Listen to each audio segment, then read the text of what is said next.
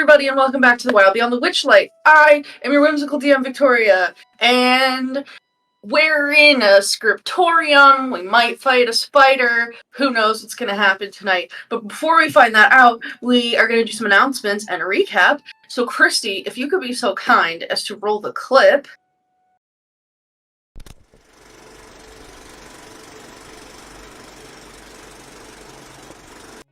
Good evening, and welcome to the show. Now, here's a word from our sponsors. Little Dragon Core is a Canadian-based dice company that supplies all kinds of cool tabletop gear. I mean, look at all these pretty dicey boys. Head on over to littledragoncorp.com and enter the coupon code BONUS for 15% off your order. That's BONUS. Cardboard Castle Games is a brick-and-mortar game store local to Evans, Georgia. They have a wide selection of tabletop gaming and other cool games like Magic the Gathering, Pokemon cards, and even Yu-Gi-Oh! You can visit them in-store and let them know that we sent you, or you can go visit their website at cardboardcastlegames.com. Also, big thanks to Syrinscape for the amazing atmospheric sounds and music. You can add these sounds and more to your game when you download the Syrinscape desktop or mobile app. The app is free and comes with 20 sound sets that are included to get you started. You don't even need to register. Go to Syrinscape.com to find out more. Thanks as well to Adrian Von Ziegler for providing some additional music that we use here on Thursday nights. He's a talented composer with great content usage rights, so go check out his YouTube and Patreon and support him if you can. Please check out our other games. We stream almost every day here at Probo. We have games for several of the major published 5e modules, as well as homebrew games, and some of our games feature systems other than 5e, like Star Wars, Power Rangers, and Alien. Come watch all of our VODs over on our YouTube. You can also follow us on Twitter and Facebook. Don't forget, you can also support the channel by following, by subscribing, remembering to click the bell notification so you never miss another live stream, using channel emotes, and if you're an Amazon Prime user, you get a free subscription to Twitch every month.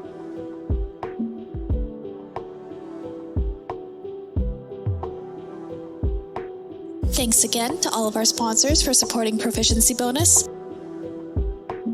And now, back to the show.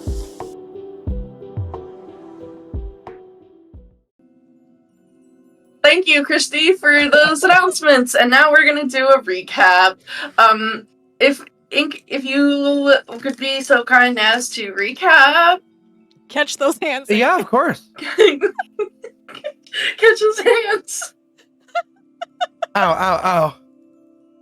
Last time on Wild Beyond the Witchlight, we came back in figuring out where Aurum had been left off, as he had been separated from the party when we entered into this particular domain of delight. Wandering around trying to find his friends, Aurum happened upon a familiar to us all now giant spider who very, very kindly requested that he stay and also provide a story. Aurum is not as trustworthy, however, and decided that he would rather not and would prefer to just try and find his friends. When he was insisted upon, Aurum decided that he would defend himself, and a small combat ensued, which resulted in Aurum getting knocked out and taken somewhere where we did not know, but not before activating his magic statue that he had received as a gift from the gold spinner, and sent it off to find his friends with an animal messenger spell. We then cut back to the rest of the party in present time, where they receive this message and learn that not only have their stories been taken, but it seems that Aurum has been as well. They wonder if Aurum is still alive, but assume that if he is, he might be being held in the scriptorium, and so they decide that they are going to exacerbate their plans and go after their story in the daytime instead of the night. So they go to get nobody to lead them to the scriptorium, and the party makes their move. The entrance to the scriptorium had an inscription that seemed to imply that one must give their honest and true intentions for being there to be let in. So everyone, including nobody, gave their true intentions, which for the most part, everyone was being entirely honest. They want their story. They want Aurum. Ego also added that they would like to find and take any magical secrets that could be kept in the scriptorum. And then the party was able to see all the different books in the first floor. A little bit of investigating, and Aurum is found webbed up to the ceiling, and he is freed, and he tells the party what he had experienced in his unconscious state. He was shown a story of his own life, particularly of his father, who the two had a disagreement on Aurum joining his father, the then leader of the Pride, on a hunt. And it would seem that Aurum's father was instead the one that was to be hunted. Him and all of his companions were hunted down and brutally killed, and unfortunately, in his father's case, dismembered by the Wild Hunt, a dark group of hunters from the Feywild who had left and come to the material plane.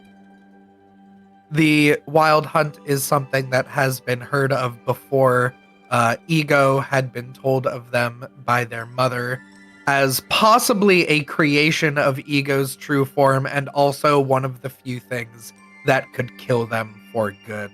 But the party reconvened, and Aurum now realizes that he might have been a part of this story before he even really knew he was. But that story has still not been found. So, as the party is about to go into the next hidden area of the scriptorum, that is where we pick up, Victoria. That it is. Thank you for that. And if you could be so kind as to take a D6 Bardic Inspiration for both Ink and Kristy for your contributions to the stream. It's very much appreciated, as always. And yeah, when we last left off, you guys were having a little bit of a conversation about the Wild Hunt, and at the same time that this like very serious like the boys slash like ego serious chat was happening, Clover was like looking around and found a scroll. So that was cool. We found a scroll of borrowed knowledge. But yeah, we are back into it, and there is an opening behind this shelf that is labeled as uncategorized here on the Roll20.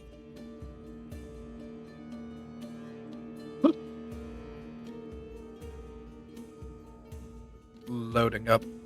Loading in. Yeah, let me just put on the battle map, even though Lock we're not and loading. technically in a battle, but just for visual sake. Forgot roll 20 as well. Minus D6 Bardic Inspiration for all of your rolls. Just kidding.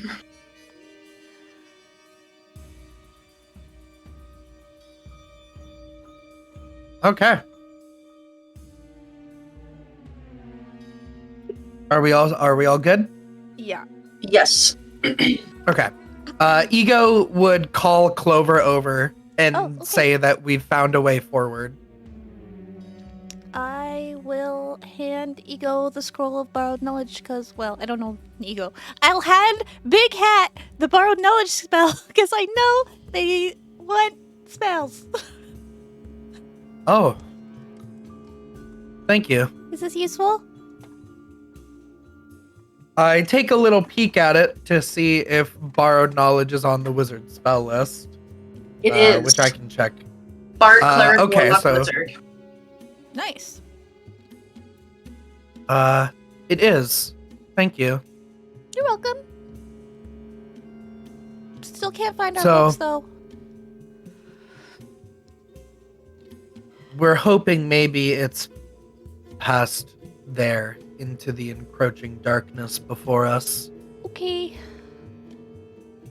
Nobody will come around and like looks at this shelf as you guys are pulling the books off. He's giving it like an incredulous look.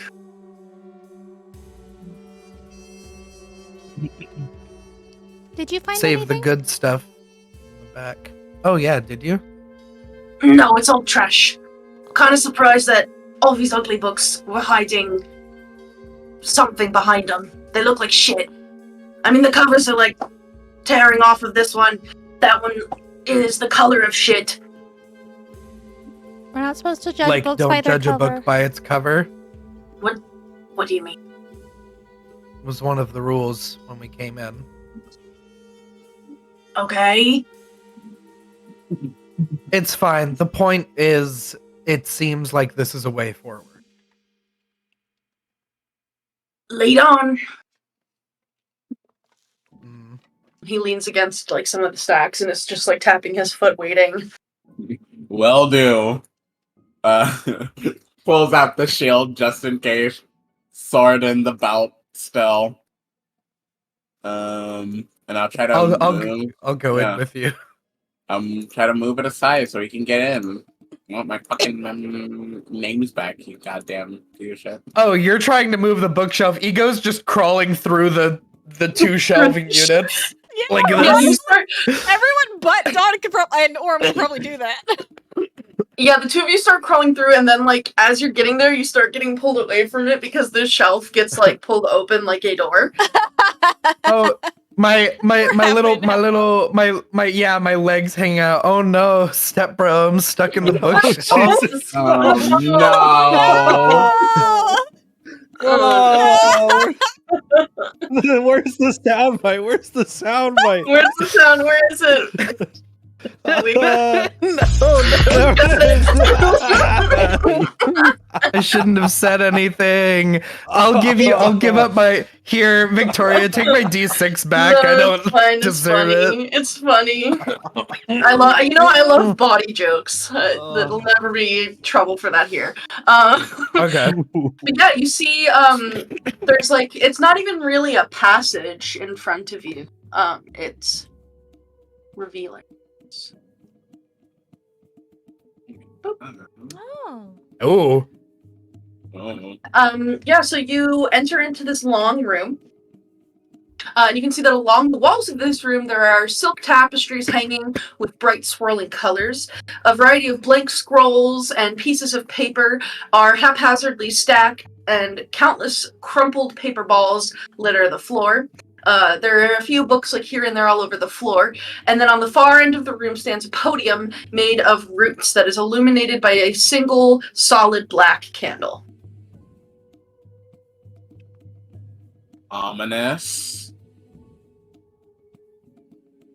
That will, cautiously start making his way into the room. Kind of like looks back every few steps to see if anyone else wants to do anything. Nobody comes in with you. I'm coming in as well. I was about to say, I can clearly see everyone else here. Yeah. Yeah. Nobody starts like picking up some of the little like crumpled up balls of paper and reading them, like then throw them out and like looking at some of the stuff that's on the floor. What's his nickname? Nobody. Pointing at Dawn. Oh, me. We had a nickname. We had a nickname for everybody. Big cat, big cat, little cat, and then wasn't he like this guy? or something like that. This guy. Hey, there's a book over there. Really? You should probably try to read it. Sure, let me just walk up to the ominous book on a podium. So I know the map, it looks like there's a book on the podium, but at this time there is no book on the podium. Oh, there's no book. Never mind. If you would like to investigate the podium, you can. There's books like on the floor and like little scrolls and stuff on the floor. Oh my god, haircut! He's enraged. He's rampaging. Yeah, I'll probably bend down and pick one of the scrolls. Yeah. So you can see on the scroll that this seems to be like the start of a story. You think this seems to be like a story about a trio of individuals in a city called Waterdeep who happened to acquire a haunted bed and breakfast, like inn kind of thing. And along their travels, they uncovered this like big conspiracy to find all of this hidden money. They picked up a couple friends along the way, one who was a vampiric monk and another who was an Oh my angelic druid. God. But it seems like the story isn't finished. It just kind of like leaves off after they find the money. It's like a half-written story. He squints his eyes. This doesn't sound real. Tosses it to the side.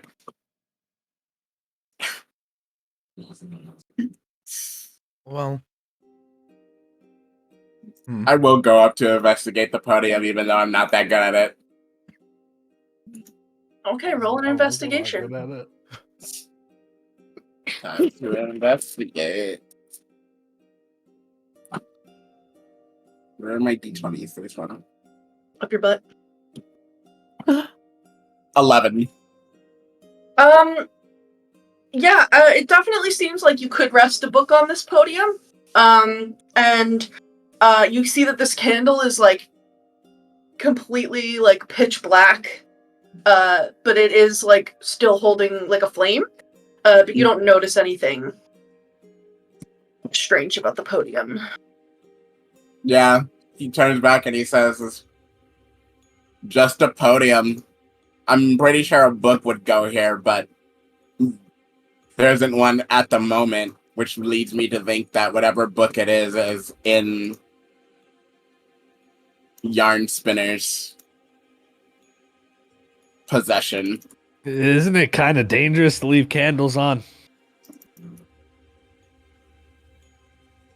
Clover is T-posing in the background, but for when she comes back, she recognizes this candle because she found a different one.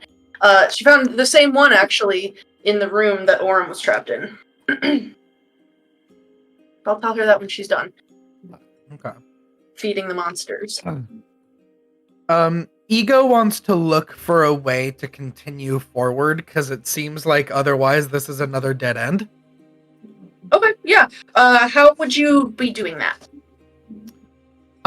Ego's going to kind of go along the walls and make sure that there isn't any other doors. And also, considering that we're dealing with a spider here, I want to make sure that I'm always checking the ceiling. Because the spider does not need to walk on the ground. That's true. Yeah, so roll an investigation check. Sounds Gucci.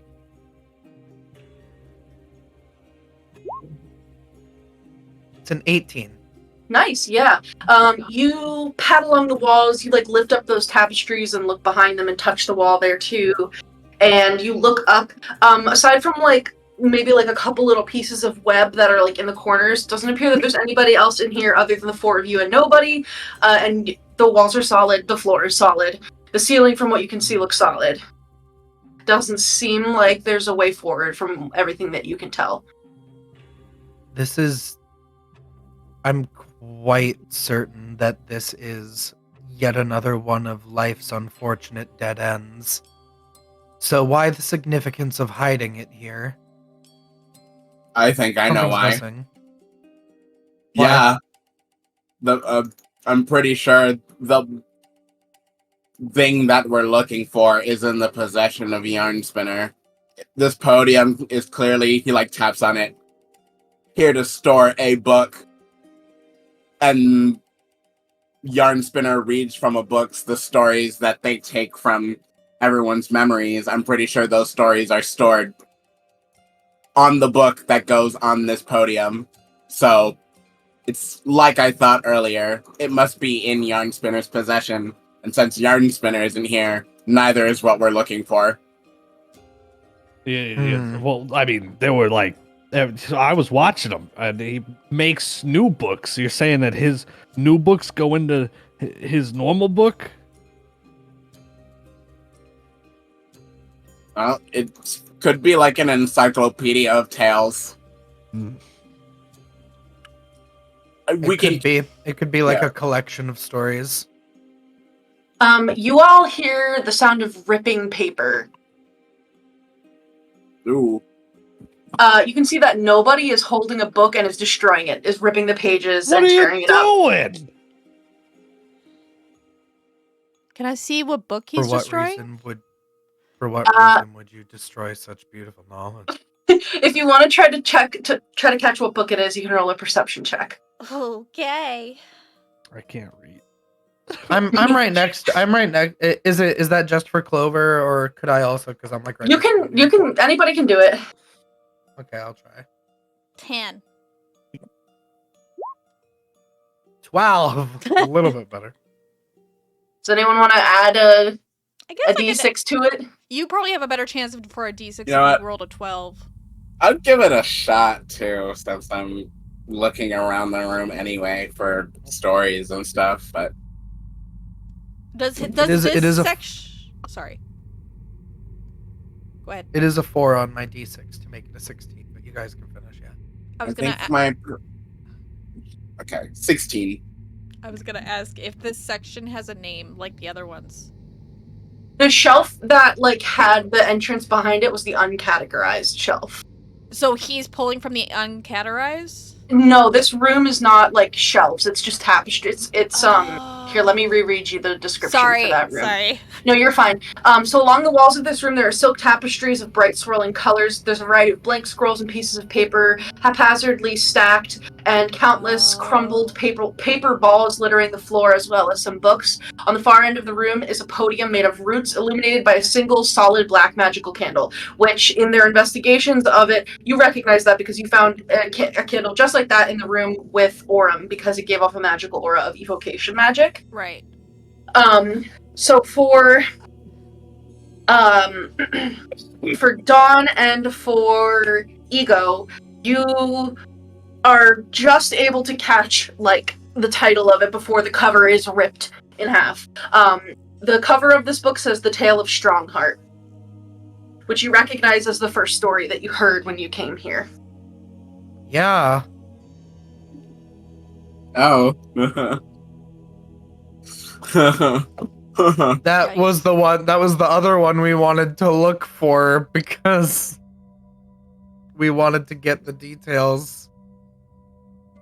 Well, found what I'm looking for, so time for me to go. Have a nice life.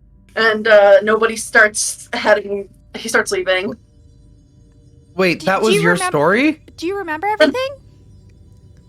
I mean, I already remembered everything except for the names, but yeah, I got my names back. Was that group real? Parts of the story were embellished, but yeah. Do you know where Zybilna is? No. Is he lying? Roll an insight check. He wasn't one of the good guys in this story. Roll an insight check. Yeah, wasn't there a group that the witches were working with? Yes. So Aurum, he's hard to read. You've only known him for the past hour-ish. 5 minutes that you've been out of the webbing. I'm not gonna make an insight check. I just want to go off of what I think Ego would interpret laughing at that question would be, and just say, I will say, you weren't one of the heroes in that story, were you?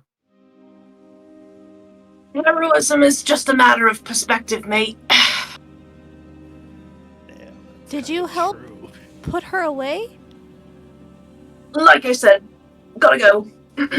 I cast And whole he turns person. around. Okay. Oh, she's going for Ego was like, right. Ego was like, my alignment is just neutral enough to let him leave. Okay, what do I need to roll for that? That's a wisdom save DC 15, not very high. He rolled a natural 1, so it doesn't matter what he rolled. All right, so little cat reaching out with the spectral cat paw. So when Clover's connecting the dots, and she's like, this is the whole reason we're here. He's our first true lead that might have been there when it happened. So as he's like being cheeky with her, she's feeling angry for Zybilna, and she just like instinctively just reaches out and like grabs him by the scruff of the neck and like yanks him into like a hold person. Yeah. Does he get to save at the end of each of his turns on that? I believe so. Let me double check. Okay. Yeah, because it's it's. I'm normally assuming a this puts us combat into spell. combat, so we have time to do something. Sort of, yeah. We're depending on what you guys all want to do. It may turn into combat. Okay. Do I still have my movement technically? Mhm. Cool. I'm gonna get. I mean, if she's gonna cast hold person, like Don's probably one. He's seen her blast the heads off of people, so. And he's also seen how bad she feels about it when she does it. So for her to, like, without hesitation, go to cast magic on somebody, considering the fact that she has the highest kill count out of all of us so far, Yeah. he's like, she's probably doing this for a reason, so it's good to, like, back her up. It's And- like Aww. the two boys that are angry at each other just fucking dart on either side. Alrighty. Well, in that case, if everybody could just give me an initiative roll. Oh, That's I'm fair. sorry, fam. I'm sorry. That's okay. Why Don't be are you sorry. apologizing? I didn't want to leave. I've kind of always wanted to smite this guy in the face anyway, so. Oh yeah, that tracks. A 6. 19. Okay, 18. so we've got. And then.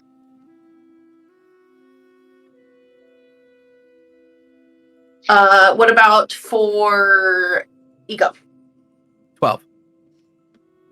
And what did Clover get? 6. Yeah. Okay. Yeah. Yeah. Yeah. Yeah. Ooh. Okay.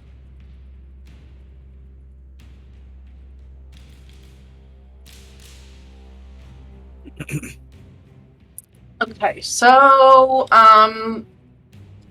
yeah, so he gets held, and with that, it is going to be Dawn's turn. Yeah. So he hasn't done anything outright violent to us, so Don isn't the type to respond to violence. But he will move 5, 10, 15, 20 feet here. And say, sorry, bud, it looks like we're gonna need some answers for you. And he's gonna, just put him into a grapple. Okay. Hold his arm, so if the spell does break, he can't, run away. Mm-hmm. Yeah, so let me look something up really quick. Oh my goodness. Okay. So he is paralyzed, which means he automatically fails strength and dex save, so the grapple is an auto success. Don't even need to roll for that because he is paralyzed. Combo. Okay, anything else for Dawn?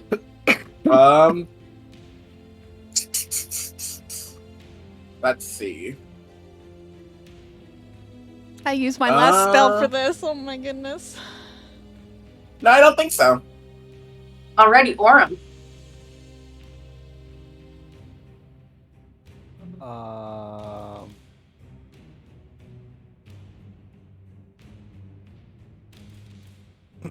I'm gonna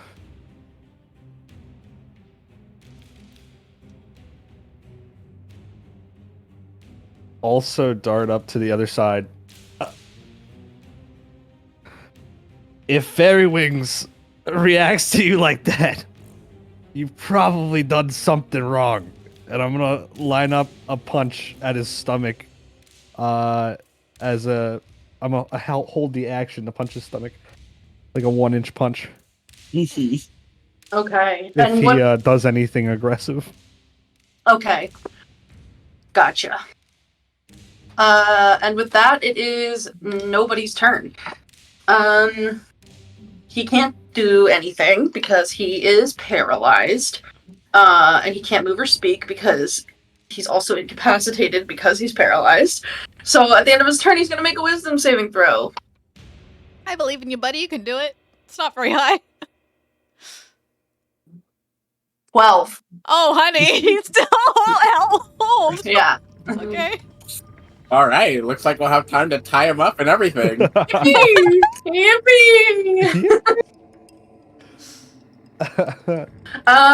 Ego, it is your turn. The boys seem like they got it under control. Ego's going to try and pick up the scraps of the ripped up book and bring it over to the lectern to try and sort through it and reconstruct the story as best that they can. Okay. So that is something that's going to take some time because it's pretty torn up. So you can start. There's going to be a couple different checks that you're going to need to do for this. Yep. I want you to start with a sleight of hand check to just see if you can like properly match up different pieces. Puzzle pieces. Ooh, Natural one. honey. Okay. Alrighty. I have regular inspiration. Fudge me. No, I don't believe you guys have any of that because you are technically still not We're still cursed. whole people. Yeah. Anything else Damn for it. you, Ego?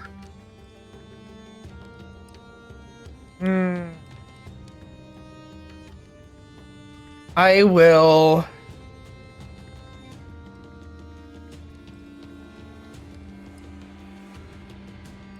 God.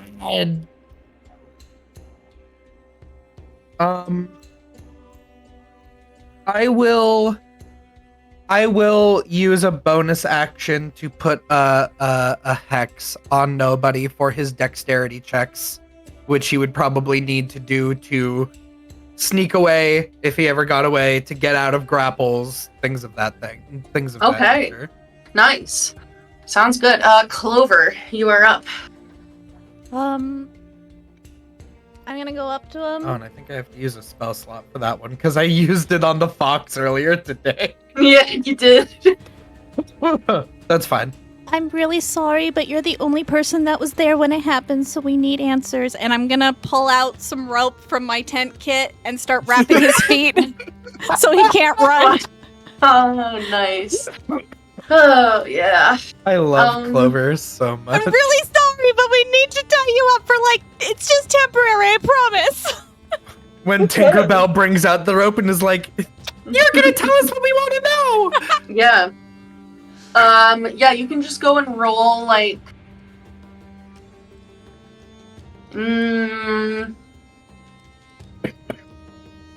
of hand? Yeah. Come on, D&D Beyond. I'm gonna use my D6.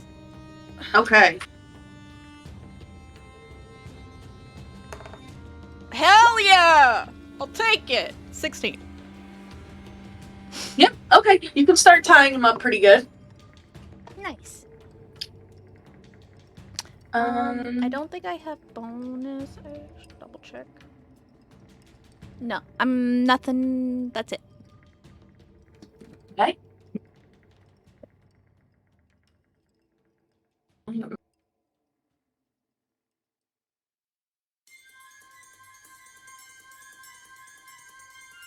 And then we're back up at the top with Dawn. All right.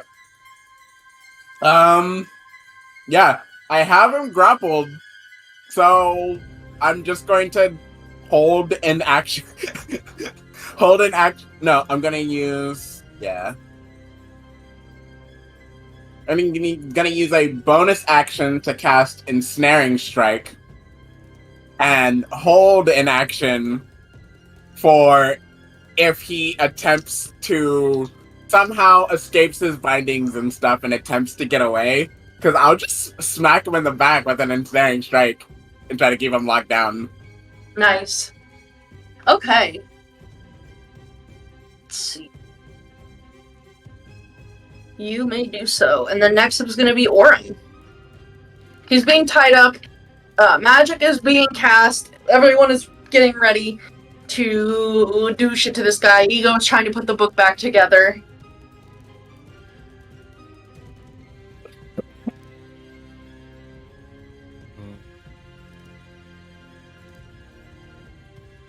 This seems pretty under control. I'm just gonna sit down. Okay. You can sit down. Next up is nobody. Nope. We're not That's gonna get answers from him because he can't talk. Yeah, that's like a 7. Cool. Oh, you're muted, Kristy. Oh, I was gonna say, it's fine. As soon as he's secured, I'll drop it. Okay. Yeah, it'll take like the rest of the round, but yeah, like I mean, you're coming up. It's Ego and then you, so you should be able to do that. Ego, you are having a tough time figuring out what pieces go where here because the paper is kind of shredded up.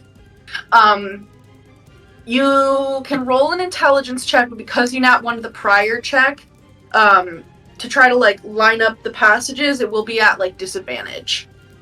Okay, I was going to say I might just look. How big are the chunks that he ripped it into? Because it might be better to just look for a passage describing the people that worked with the Hourglass Coven instead of trying to put the whole thing back together.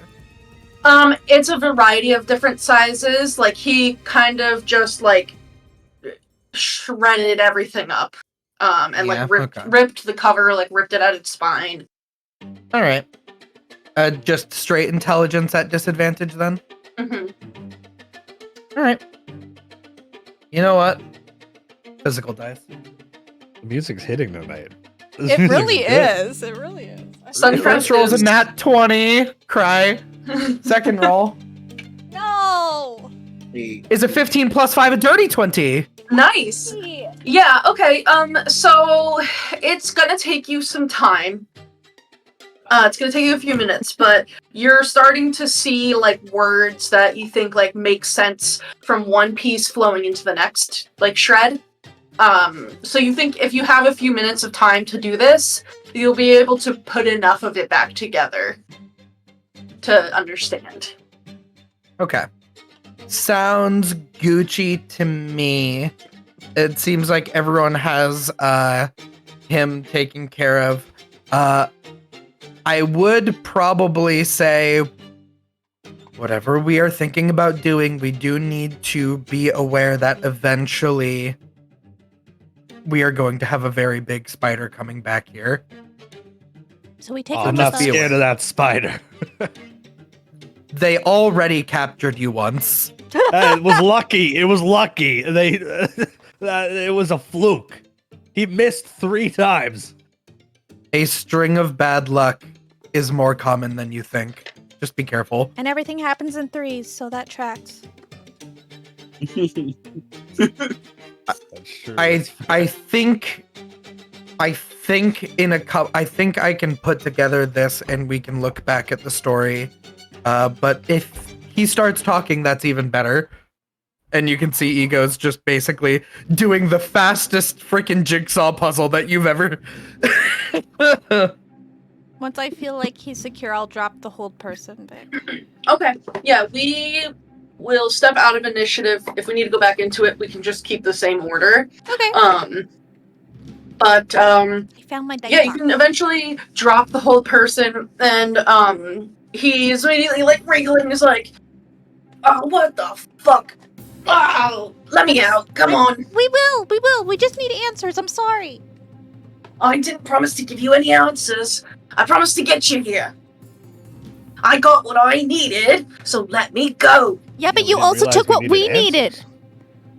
We were also looking for that book. You also took something from us. That book, those aren't your names. But we're on a mission to save Zybilna, so we're duty bound. Oh, good for you.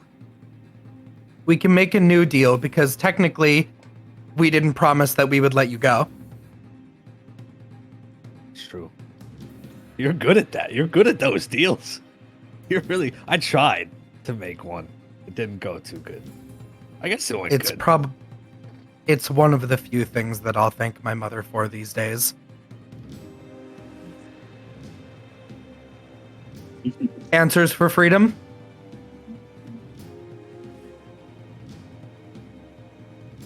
Yeah, because we can always just use you as a scapegoat if we can't win the fight against that spider.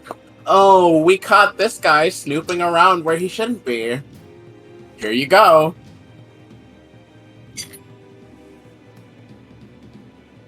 I don't know if I could do that in good conscience, I'm gonna be honest. Well, luckily you don't have to worry about doing it. I mean, I'd be I'll do there. it. I'd be part of it.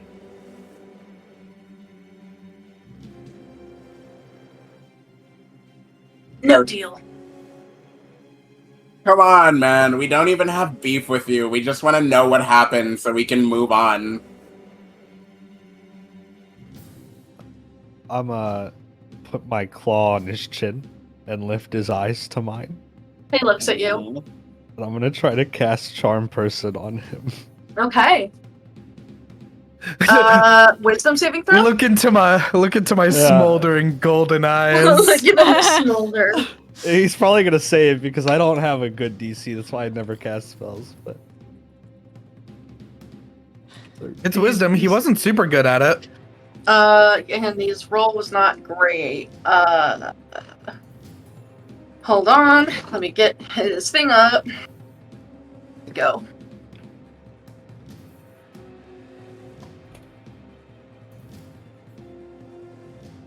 It's a wisdom save? yeah. 11.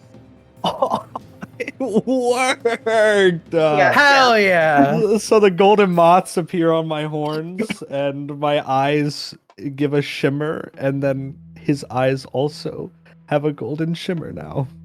Yeah, and before you cast the spell, like you can see like in the eyes of this like that he has no intention of telling you guys anything. Yeah. He doesn't care, and he has the most like shit-eating look on his face, like just grinning at you like an absolute asshole. And then you cast the spell, and he like blinks, and like his eyes have that kind of like golden look, and these like little spectral golden moths are kind of like fluttering down on him.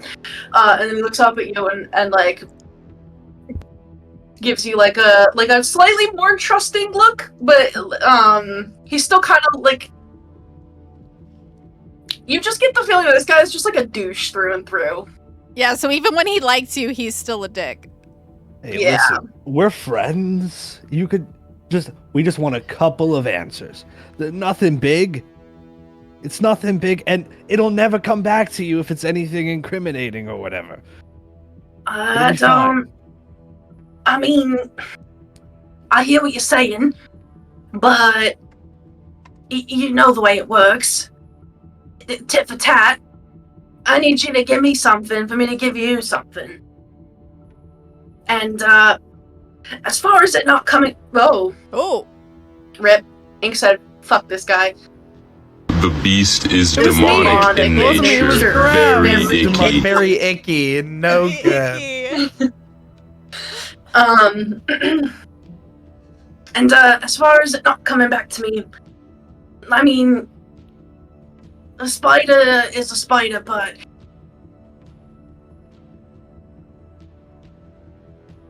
there are there are worse things than being in trouble with a storytelling spider. And frankly,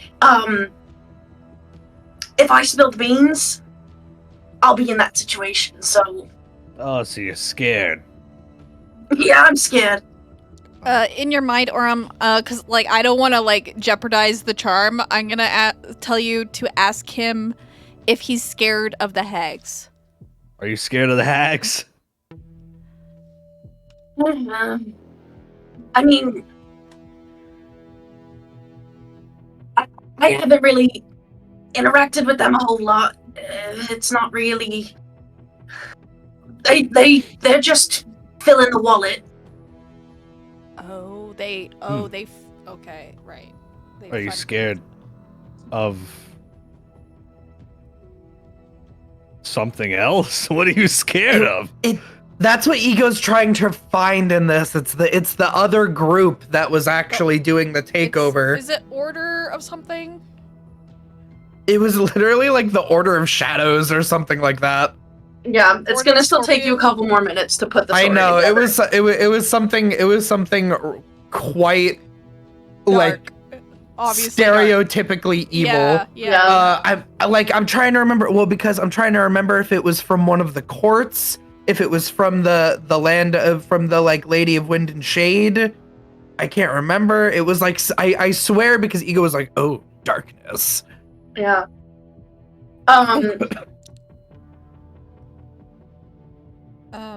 Listen, mate, you know you gotta offer something. You gotta make it even. What do you want? Do you want anything? Are you paying? We have What do you we want? have trinkets. You want trinkets? We got money. Yeah, you got gold? Oh, you do like have gold? He likes gold. Finally. Makes everything so easy. Well, Oh yeah, my gold- god. Gold is what pays the way everywhere else. I don't need that trinket trash. I don't plan on staying here any longer than I have to. How much? Empty your pockets. I'll hand over 37 gold. Yeah, Wait. let's see. Do we have a deal first? I can't really shake. I'll put my hand in his hand. You gotta wiggle it. You gotta wiggle it for me to know what's the deal. You gotta wiggle your And hand. what is it that you're wanting? Answers to our questions. Well, do we want to just say we want the full true story from your perspective? Yes. Yeah. We want the story of what happened with that from his perspective. Okay, yeah, that. No, what they no said. lies or embellishments. Unlike Yarn Spinner. All right. But don't say that I didn't warn you, mate. That you're meddling in affairs that are far beyond what any regular schmuck can deal with. We're far And- beyond Well, meddling. Yeah, we're way Yeah, past that it's too now. late. Don't blame me if it bites you in the arse. Don't won't. come looking for me. We won't blame you. We won't blame you. I think it's high time that I made it out of here after all this is done. So, you don't gotta tell anybody where I went, and I won't tell anybody where you go. Yeah, that's fine. Are you gonna wiggle your hand, or are we just gonna hold hands under these ropes? Is everybody else? Yes. Is that everybody's gold? Those two. And you. Me? You want? Oh. Oh, All of you. yeah. All your gold. I take out 7 silver because I don't have gold. You gave all your I gold to Nib! I have 18 gold and my rotoscorite, which is worth another 10. Nice. Or He's looking at rotocrosite. Dawn. Dawn is like, whatever, I work on a fucking 9 to 5. This is basically pocket change. I'll hand over 200 gold pieces. Oh, shit. Alright. You have yourself a deal, mate. And he will wiggle his hand in yours. Damn, All right. 200 gold. Yeah, he's just been sitting on it basically since the start of the campaign. Oh my Alright. god. Well, everybody you can Empty our pockets. deduct all of that from your character sheets. You might be poor in money, but hey, you're rich in friendship, so... And you have a ton of trinkets. Yeah. The friendships aren't super rich right now either. It Yeah, was true. 7 electrum, not silver. Oh, the weird Okay. stuff. Oh, Okay. weird Okay. stuff. Okay. That's like 5 times as much Yeah. in worth. Okay. So as we get to the questioning, let's take like a little break here. Sure. Because I need to get more water to keep doing this voice. No, you Uh, yeah. Yeah. Valid. So we'll be back in like 5 to 7 minutes to see what happens as they question nobody. BRB fam.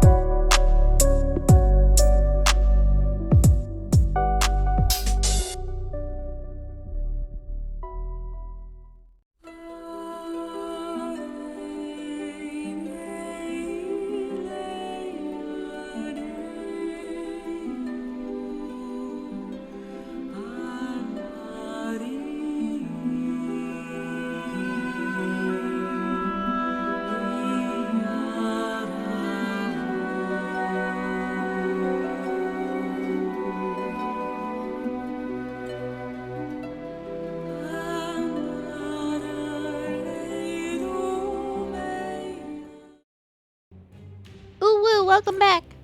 We're back, and it's time for some questioning.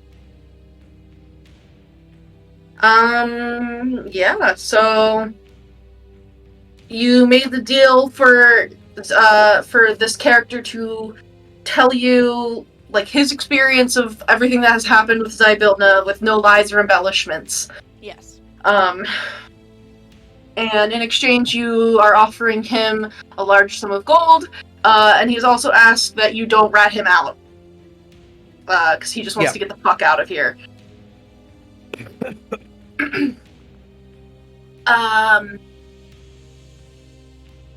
Alright, so, alright. So basically there's this group, alright? And I guess I'm associated with it. It's called the League of Malevolence. Oh. There's a cat making noises.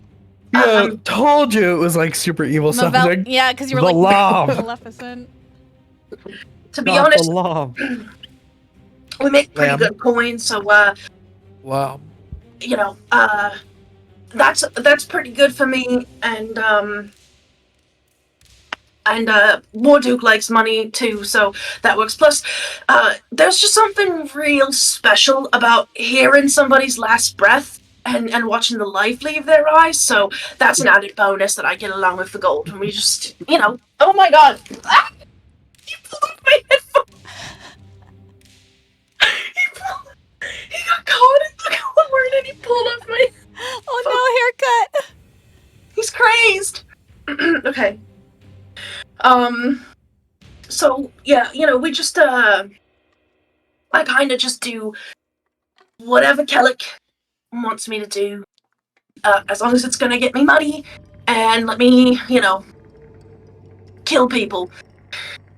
So, there's this whole rivalry, I guess, you could call it, between us, and there's this group of little goody two-shoes, think they're so special, little chosen ones.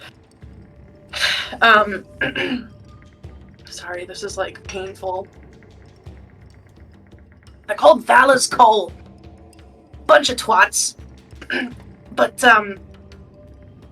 Kellic is kind of obsessed with, his rival is in this group. This stupid wizard named Ringelrun, and Ringelrun's got this staff that's real powerful, and Kellic really wants the staff. So that's kind of how this all started. But essentially what happened is Kellic decided to try to get the staff through the Zybilna. But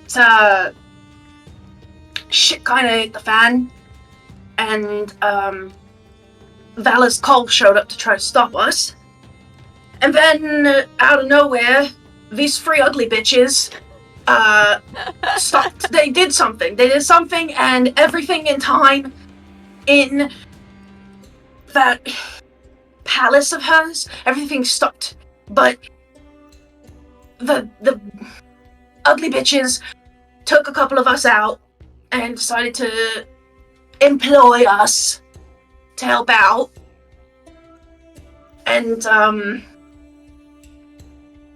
so that's kind of where we're at. I don't really know how they did that. They just had this cauldron. They had this big cauldron that they did something with it, and somehow that put people in time, but somehow they were also able to take us out of it. But you see, Kellic, part of the issue is that Ringelrun is frozen in time because Valor's Call came to stop us. And when someone's frozen in time, you can't touch their stuff. They can't be moved. They're stuck there. So that staff is stuck. So in order to get that staff out, Kellic needs me, apparently to get a unicorn horn. And if I touch a unicorn horn, to Ringle. If we do that, if we can use the unicorn horn on Ringlefront, we can take him out of time and take his staff. So I got sent. That's how we save Zybilna. Yeah. I got sent to this forest, because apparently there's a unicorn in the forest somewhere. I haven't found it. I stumbled up into this other forest with this spider, and that's how I met you. So, that's all that. It's, I mean, there's, I guess technically the hags kind of knew we were coming, and a deal was kind of in the works with them, but that's not from me. That's from Skilla, and frankly, I don't like to mess with her. She's creepy. She has this weird magic that she gets from something real powerful, Yaga, some lady like that. By Yaga, I don't remember her name.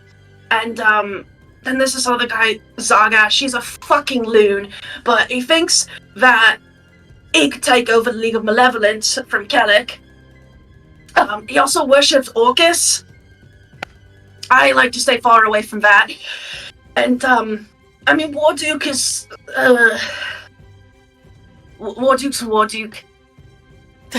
I won't mess with him, but he at least understands the value of good coin.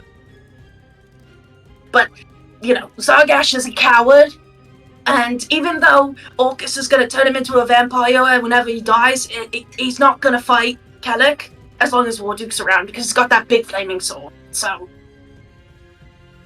But yeah, I mean, Skilla, she gets this weird magic from this deal she has with some powerful thing with the weird name, and she was the one who kind of knew about these hags and this place.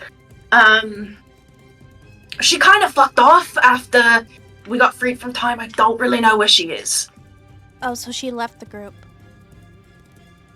I don't know if she left the group, but she fucked off. None of us know where she is. I guess, is Kellic mad about that? Damned if I know. Oh, frankly, I don't want to find out. You haven't seen everybody since you got yeeted out of time? No, I had a mission that I'm supposed to do a unicorn on. So I was gonna off the unicorn that lives in the forest here, cut off its own, and bring it back to the palace.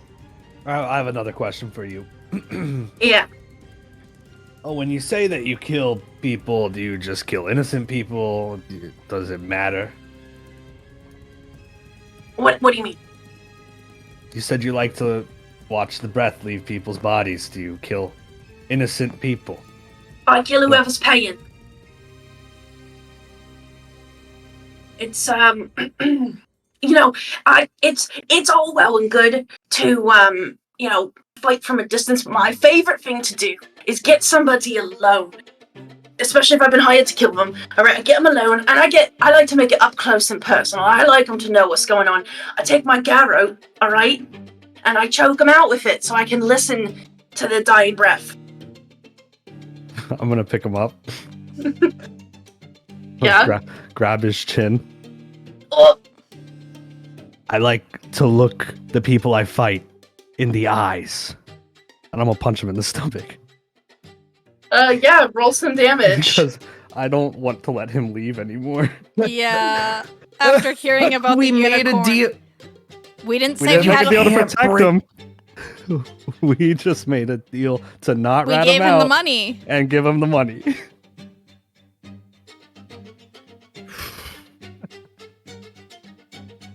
And this is something that's very important to Aurum right now. So, I rolled a I'm worried 15 this could still be a broken promise, but to hit.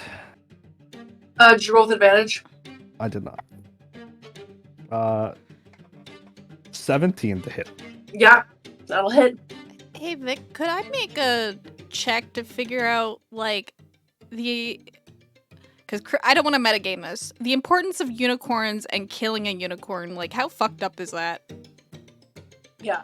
You can make an Arcana check. Okay. I'm sorry, I had to do it.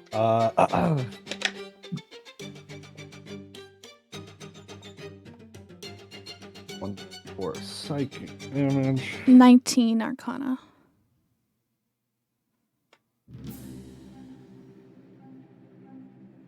And I'm gonna mark him Okay. as my favorite enemy. All right.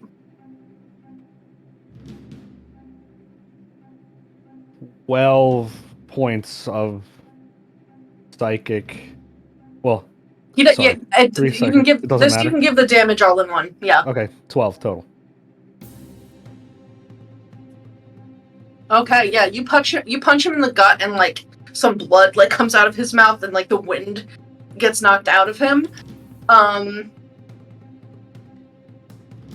he like looks up at you as he's kind of like being held by you, and he's like curled up, and he like I think this actually does this break the charm? I think this breaks the This, charm. this breaks the charm.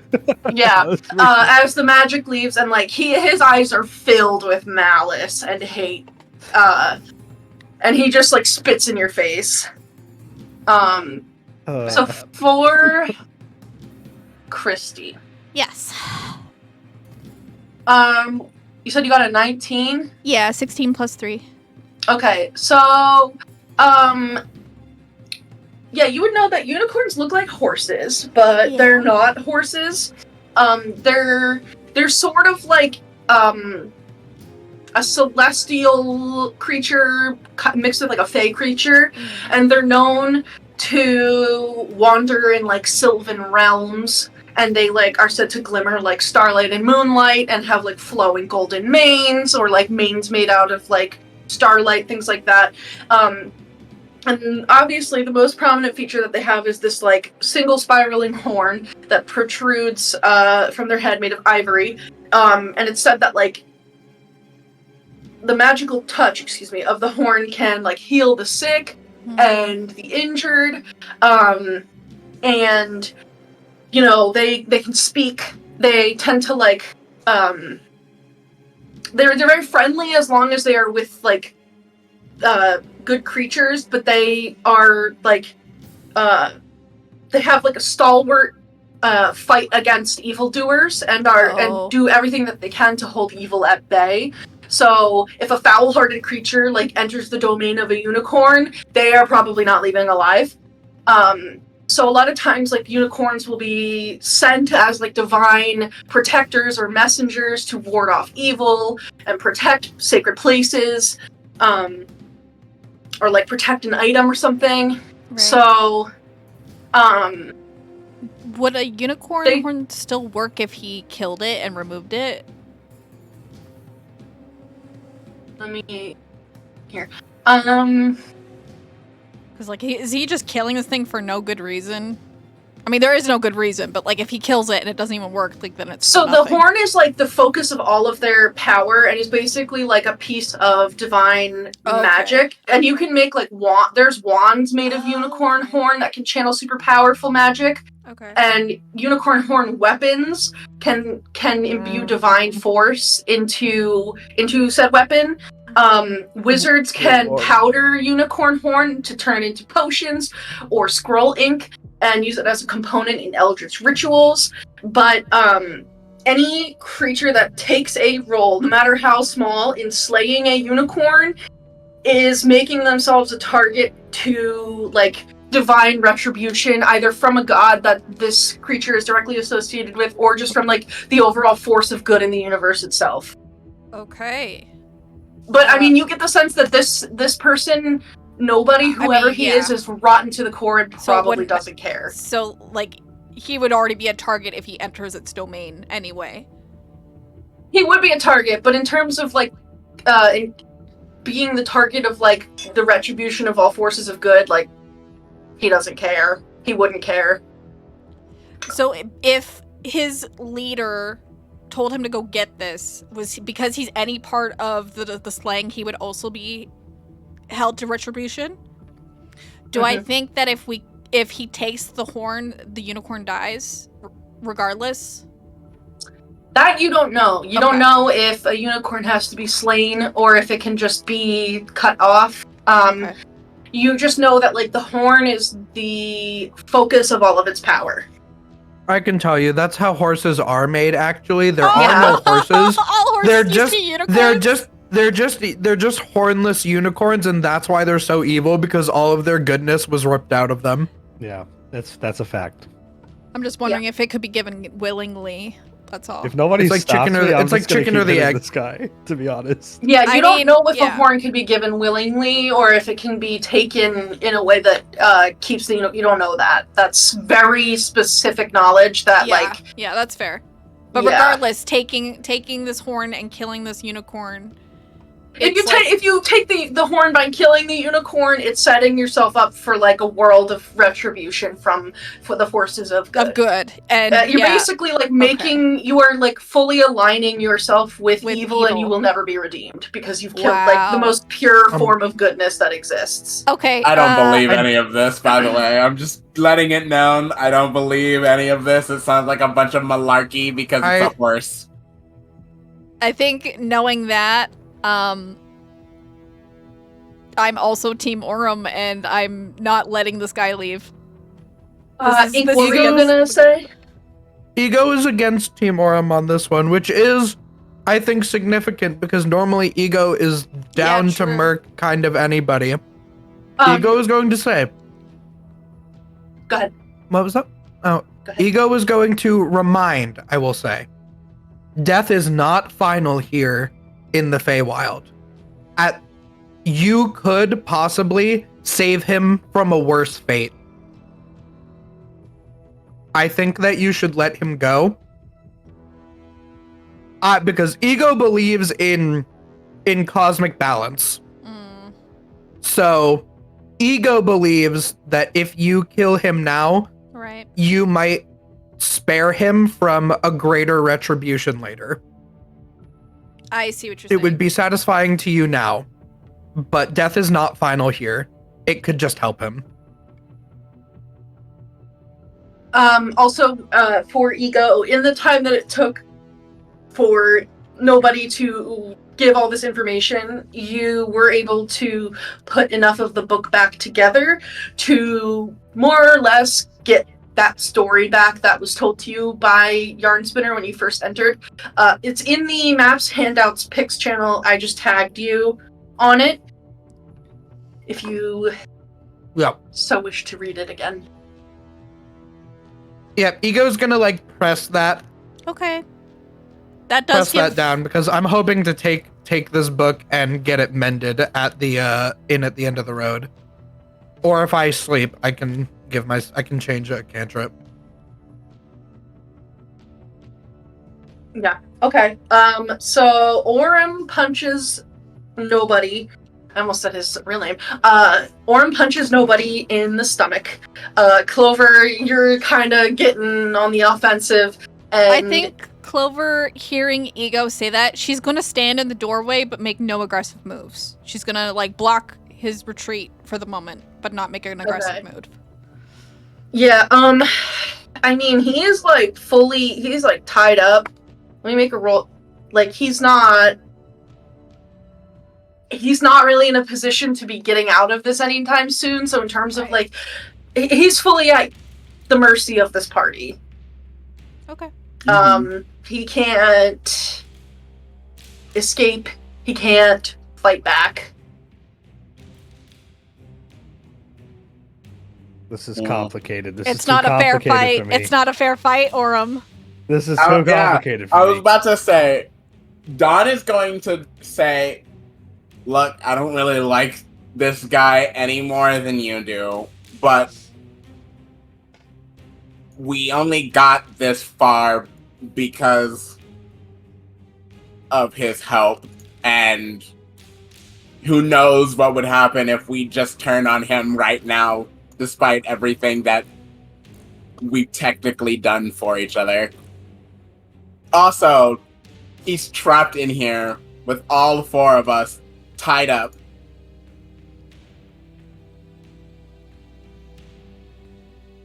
There's not really much he can do. If he gets out, he's gonna kill innocent people again. And he's gonna go after a divine being. That's where you're wrong, lass. I don't want to be here anymore.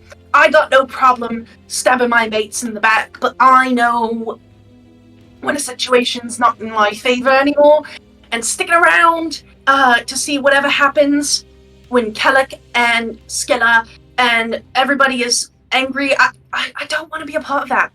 Well, what You about gave the me enough unicorn? coin, I'm gonna get the fuck out of here. Fuck the unicorn, I don't give a crap about the unicorn. I care about myself and my own arse. Where are you gonna go then? Where's home? Well, He's from Waterdeep. if you talk to Yarn Spinner, if you talk to him, you would have known that there's mushroom circles you can use to get in and out of here, and now that I've got my name back, I'm gonna hop in a mushroom circle and get out, and go far, far away from any place that any of my associates or former associates would know to look for me. And what Oh I my do God. from that point on, I can assure you won't involve anything with these stupid fae, or these witches, or the League, or Valor's Cole. I'm gonna protect myself, and I'm gonna continue pursuing coin. I'm gonna start untying his legs. I want my rope back. I don't want this rope touching this man anymore. Yeah, I'm and up close, contaminated. he reeks. Like, he Yeah. just smells like fermented body odor, and like you can smell his breath, and he has these like rotting tusks coming out of his face. He's so short, like you could mistake him for a dwarf if it wasn't for the fact that he has this like grayish pallor and these like tusks coming out of his mouth. He's very short for an orc. Okay. But yeah, he's an unpleasant person to be in the vicinity of. Yeah, I think I'm done. I'll untie his legs. You're lucky we are where we are. Oh yeah.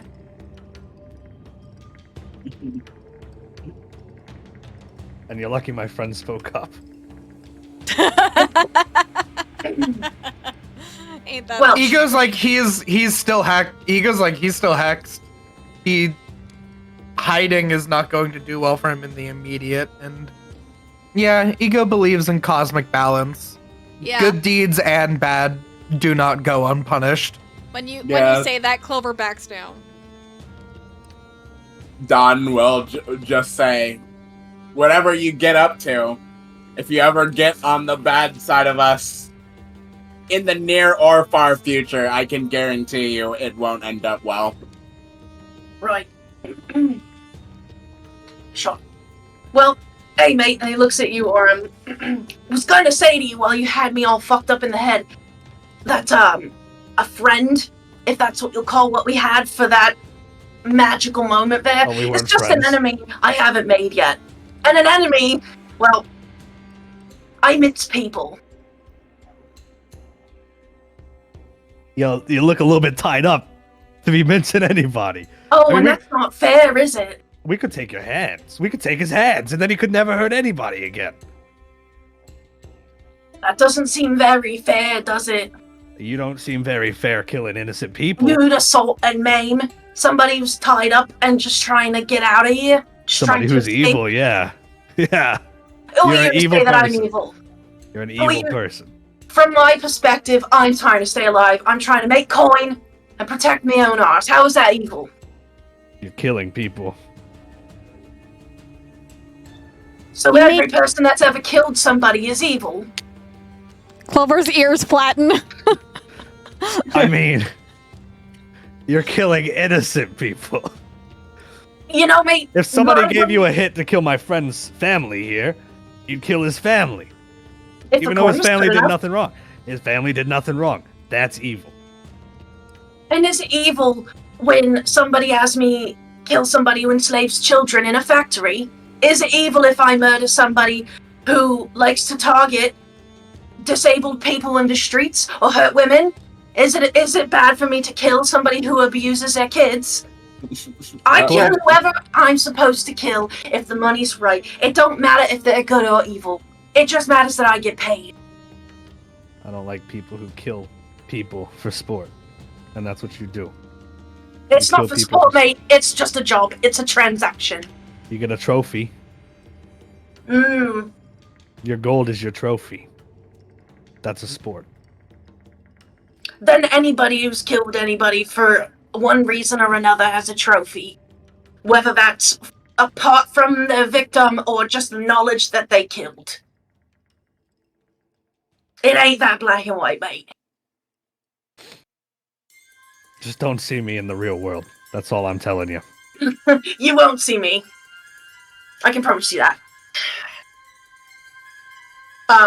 And then if you continue to untie him, This whole conversation, like she's listening, flattening her, like doing the airplane ears and unraveling.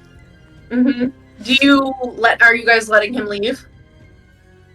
I will, begrudgingly. The deal was Okay. made. Yeah, he pops out a potion bottle, swigs it, and vanishes from sight. If he's hexed, do you know where he is? No, And that would be Hunter's Mark. Okay. I know you had him That's- marked as your like favorite enemy. Did you have him Hunter's marked, No, Jamie? just favorite enemy. Okay. Yeah, but he vanishes from sight. Yeah, I thought about putting a Grim token on him, but Ego on this one is really like, hey, we are not arbiters of justice across the entire Feywild, unfortunately, but Ego also believes that anyone that walks in the darkness does not walk unseen. Something sees you, and it's normally other things that hide in the darkness, and That's they're edgy. nastier. I like that, though. I like that. It's so edgy. I'm here for it. Well, Ego's here for the edge. It only We love bothers it. me because he does his thing in the real world. The world where it's permanent. I understand. Things happen for a reason. Should we get out of here while Yarn Spinner's away since the book isn't here? I think that we should lay a trap. Okay. What kind of trap? Like here? Like in the scriptorium or? Here in the scriptorium, where they probably feel the most safe, they're gonna bring a book back here anyway. Right. And it gives Let the us spider time. fall into a web instead. And it gives us time to thoroughly search and make sure our book isn't here after all. Okay. Yes. I know. I mean, technically we can't check because Vic is BRB, but like I think that's fair.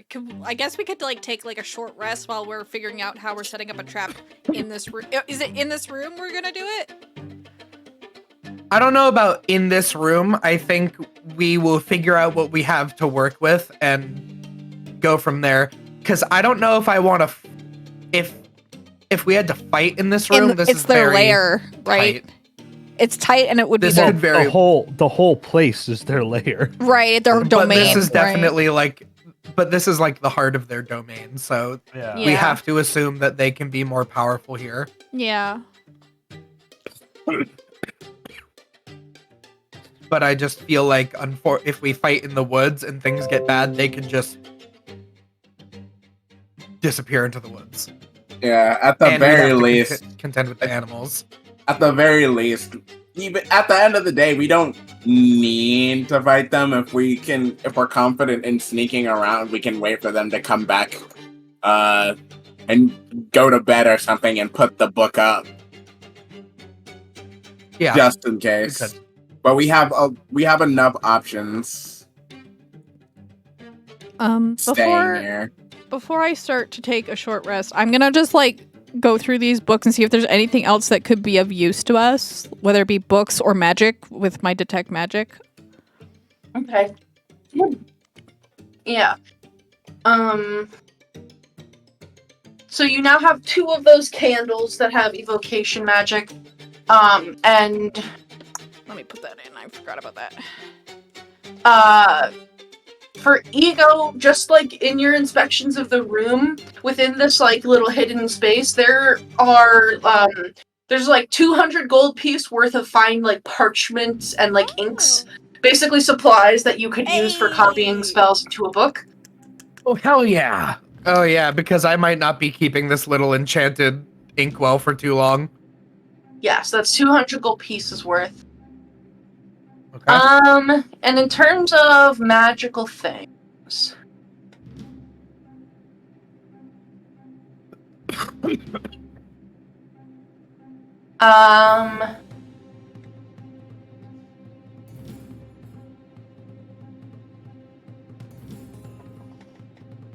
check. Yeah, you're not detecting any other magical things other than the things that you've already seen already. Okay. Oh, hell yeah. I can copy both of the spells that I need to copy for that 200. Ego would do a quick perimeter of the rooms that we've, of the previous, the big room. Here, I'll move my token out there. I want to just walk around and wave the Wand of Secrets around. Make sure. Yeah, and that there are reveals no- hidden doors. Yes. Wand of Secrets says, if a secret door or trap is within 30 feet of you, it will point at the nearest one. And I can do it 2 more times. Yeah, within that area, you don't get any ping from it. I'll just mark all the charges on that. Okay. Yeah, you don't detect anything in the rest of the scriptorium.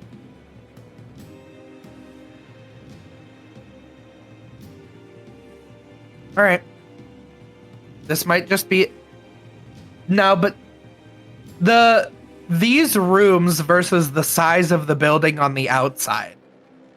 There was no What's that building one? on There the was no outside. building. It was basically Oh, two that's trees right, it was that just a had, door, like, a sorry. doorway, but then yeah, on the other side it was just more forest. That's right. It was just a door. It's a Sorry, pocket Bridge to dimension. Terabithia looking ass. Yeah. Narnia looking ass. Okay. Yeah, I mean, you would think that, like, just given the size of, like, that little secret room back there, it's probably a pretty cozy fit for yarn spinner. It's probably, it's probably, like, a tight spot for him. Where would we... Should we do it in the forest or at the door? I want to Like do outside. I want to do it inside just you in do? case yarn spinner. I want to do it inside just in case yarn spinner themselves has an ability to go somewhere else in here.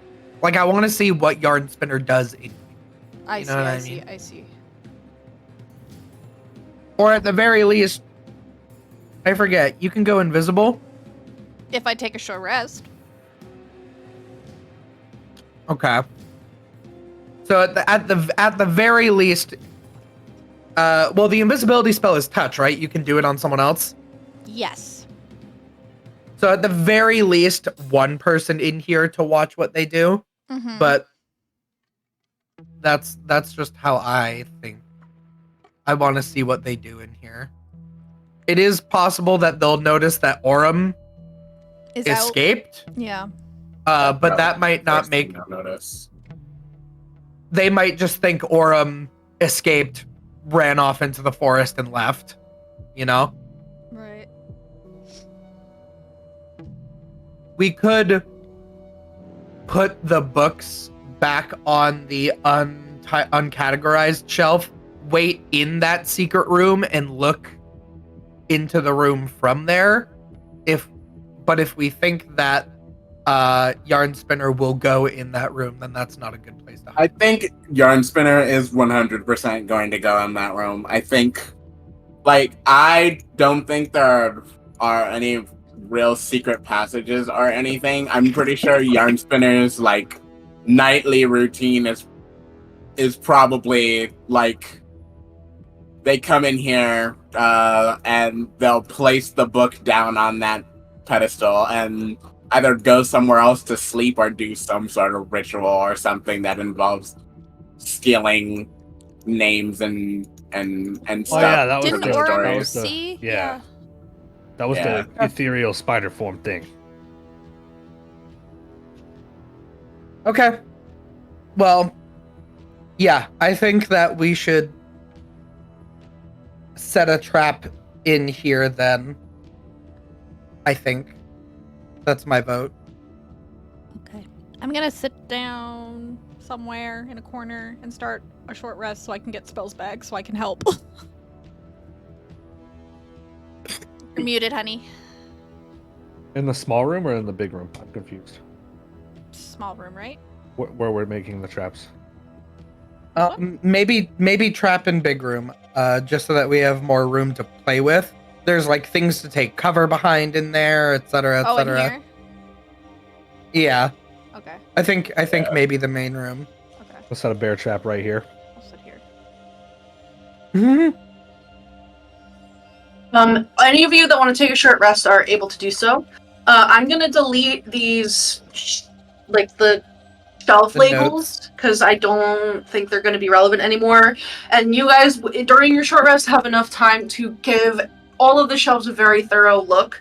And there's nothing that like seems like it's related to your story. There are a couple of books that are like interesting, but nothing that relates to your story. Are there any Wild Hunt books?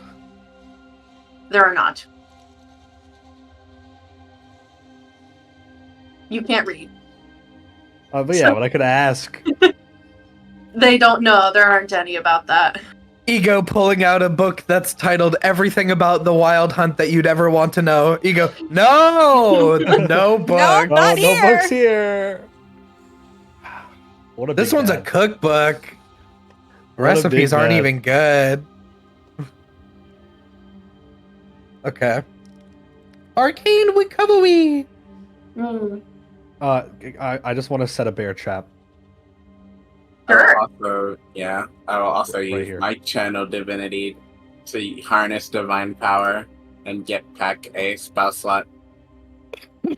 But before I take my short rest, so I can have my channel divinity back. Okay. Aurum, are you just like putting the bear trap out, or are you like obscuring it in any way? I'll cover it in some like loose pages, Okay. and I'll pin it to the bookshelf. Okay. I think it comes with like a python or something. Sure. Alrighty, let me look up something really quick. I need to read what it does.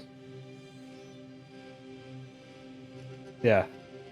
I'll probably be hiding here.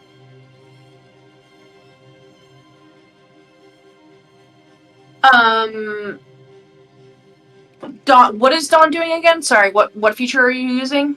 I'm going to, before I take my short rest, I'm going to harness divine power and use my channel divinity to get back a spell slot that I Nice. expended.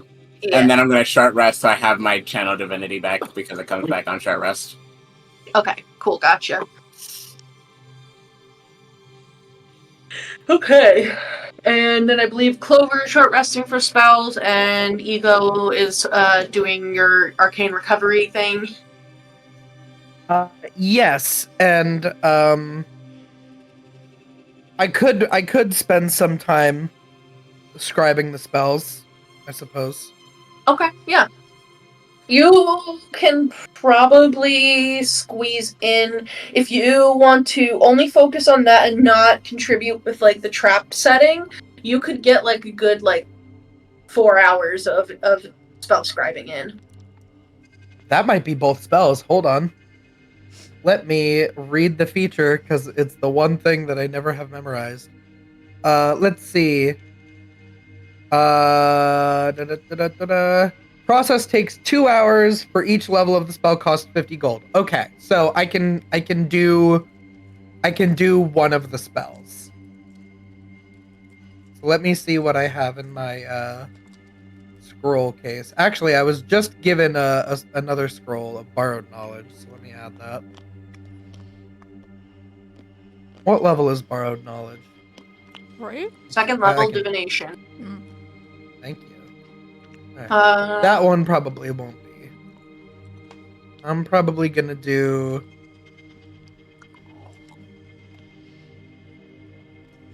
I'm probably gonna do the one that is Nether's Mischief. So it's the drawing actually of Yarn Spinner descending down on a banquet table that's filled with all the sweets and stuff.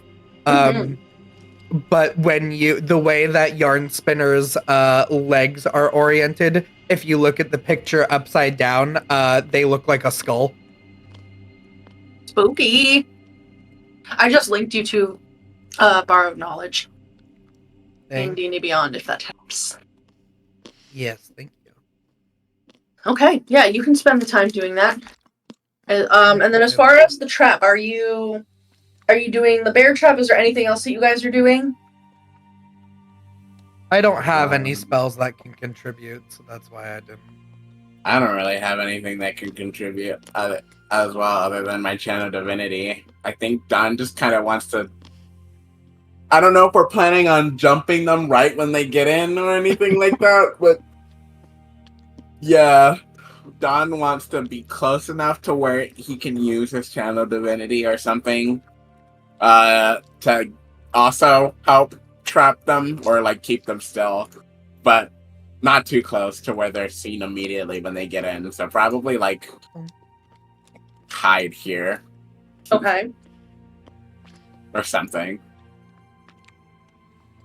I do have minor illusion, so if you want there to be an illusion of something to lure Yarn Spinner to the trap, I could possibly do that, but it needs to be it's just within range. It's not a spot that I can see. Oh, that's cool. So I can, since I know it's on the other side of this wall, but that's still within 30 feet, I can make an illusion. And then Clover could be within telepathy distance with me, because if I hide here near the entrance, she could check in with me for if I see the book in their possession. If you want.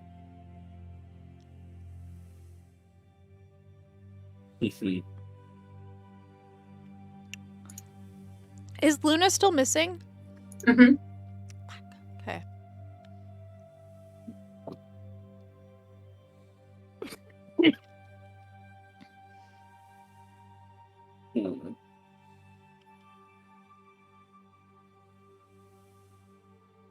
Ow. Hey. I'm gonna just hide in this corner. Okay. I guess this is sort of it. Okay, Yeah. so I'm gonna recap everything that I heard you guys say and correct me if I am wrong, and then I'm gonna have you guys do rolls based off of the things you've chosen to do. So Ego is gonna hide kind of like in the little entrance hallway there and keep an eye out for if Yarn Spinner has your guys' book. And then Aurum is hiding by the door. Dawn and Clover are hiding behind some of the stacks. And then you're going to put an illusion onto the spot where the bear trap is hidden to try to get Yarn Spinner to step on the bear trap. Mm-hmm. Yes. Okay. So everybody needs to make a stealth check. And then for concealing the bear trap with just like the papers, I need a sleight of hand check. Okay.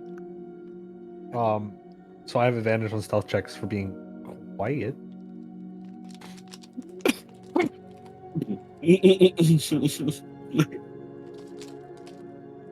Oh. Oh. Okay. Well, That's fine. Does somebody want to be invisible? Because, like, I can do it on myself, but I can also do it on someone else. you should probably do it on me because I'm wearing heavy He's armor. not good at hiding. That's Yeah. true. Then what I'll do, because we don't know when he's coming, Mhm. I'll prep to put invisibility the moment I start hearing noise coming, like, towards us. Okay. So, like, I know it's a last-minute stealth check for you. Yeah.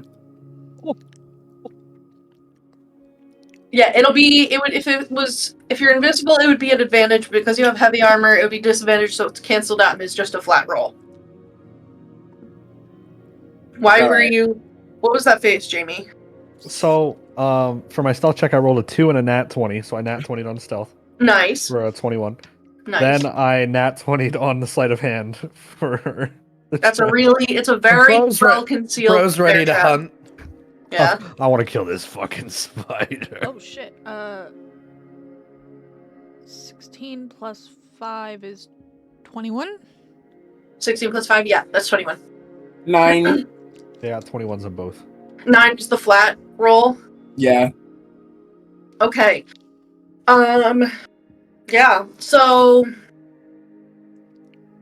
You have your short rest, and about, like, 4-ish hours after that, and there's, not really, like, a ton of activity. The grizzly bear comes out, and at some point, like, probably picks up another book and takes it back into her reading room. But other than that, you don't really... There's not a lot of activity in the scriptorium. After, like, the 5-ish hour mark, Ego, where you have hidden yourself in some of, like, the little spider webs and, like, little roots and vines in this little hallway, eventually you see that door that leads back out into the forest does open, and it appears to be, like, kind of like twilight evening time behind, as a very large spider begins to enter. And let me grab his token. One moment. Put that in so I cast it.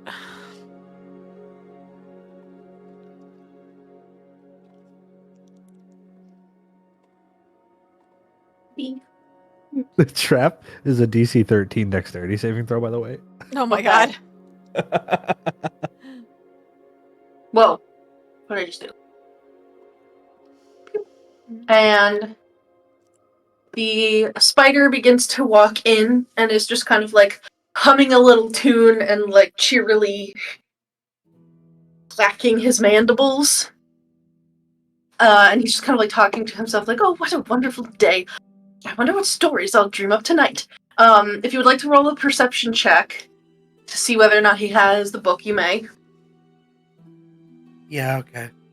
Oh, I'm just so worried that, like, this one is actually nice, and then it's just when they go to sleep, they become an That's evil what I version. said. He's at Jekyll. I and know, Hyde. That's what I but- was worried about too. But that just means he's bad. Does it? Or is there two Not souls really. in one body? Because he can't stop himself from going to sleep forever. It's a 15 perception. Yeah, you can see that he has like slung kind of like underneath him like a little like web fanny pack, if you will, and there does appear to be a book in there, the title of which is The Wild Beyond the Witchlight. Aww. And that rings quite familiar in your mind, as it was the tale that was told this morning upon waking up. Yeah. And so he has that there in his little pouch, and he will enter. So because there was nat 20s for the stealth, that counts as 2 successes. So you guys in total had 3 successes and 2 failures, which means that the group stealth check is passed. Oh, thank you. Yeah, I don't like it sucks to when like everybody rolls good and then one person is maybe not as good and yeah. everybody fails because of that. So sometimes I'm like, it's just a group check. It just makes it easier. That's fair. Nice. And then he will start walking in. What sort of illusion is on this spot? I wanted it to be something that would make him think to pick it up. So, Aurum, you said that you physically covered it with like pages, right? Yeah, with pages. So I think I would make an illusion of like a spilled over inkwell that looks like the ink is like pouring out and about to like ruin all of these pages of books. Okay.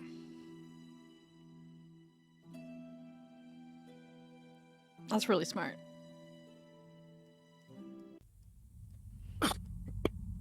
So, Yarn Spinner walks in and he sees this inkwell that is like spilling and is approaching the pages. And I guess all of you would hear that he exclaims, "Oh, how did that get there? Oh no, my stories!" And he reaches over with his long spider legs to go and pick it up. And then the trap will spring. You said it was a dexterity save? Yeah, DC 13. It was really well hidden though. It was really well hidden.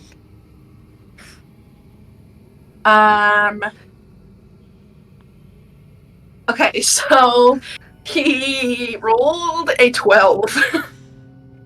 It's not one of his specialties.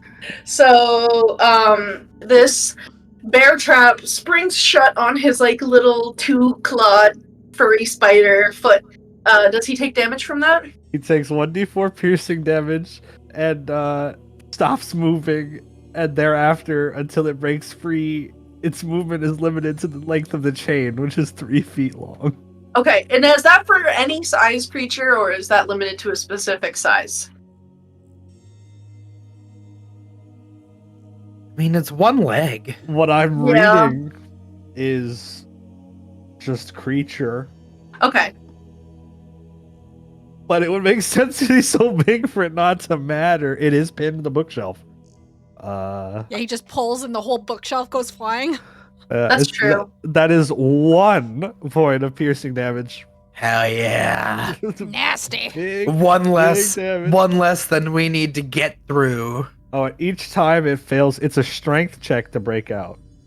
DC 13. And each time Okay. it fails, it takes another point of damage. Yeah, so this bear trap closes around his spidery leg. And he lets out this like chittering squeal, and it's like, "Oh, what's happening?" And then he like pulls up his foot and like sees that there's a bear trap, and it's like, "How did this get here? Ow! Ow!" Like Is there a anything that you guys want to mousetrap? do in this first moment while he's trapped? I'm punching him. Yeah, ego. I could maybe just steal the book. Steal the book. You're there. Do it. Get it while he's distracted. Because I don't think I can get to him to help you. I think I'm too far. Okay. Yeah, Is I'm everyone too okay far. with me trying that? Yes, yes. yeah. And I'm Yeah. trying to hold on to this invisibility. Yeah, I'm Okay. gonna fly up over top of the bookshelf 30 feet. Okay. Just, yeah. Kind of like add Okay. to distraction so he's looking at me and not at ego. Yeah. So we will roll some initiative just so that we have it. He is surprised. So you guys do get a surprise round.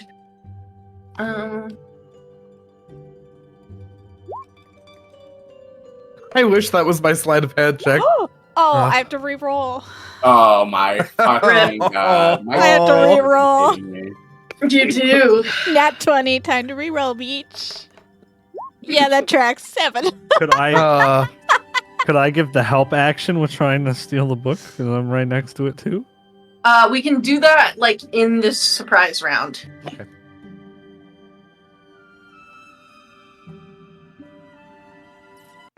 Okay. 25 to 20.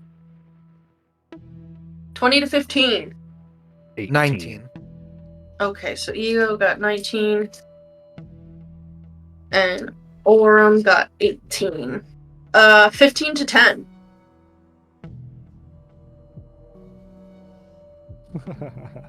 Okay. 10 to 5. 7. Okay. 5 to 1. 2. 0. 2. I got a 2. Okay. Okay. Good spread. Good spread. I miss Abseal.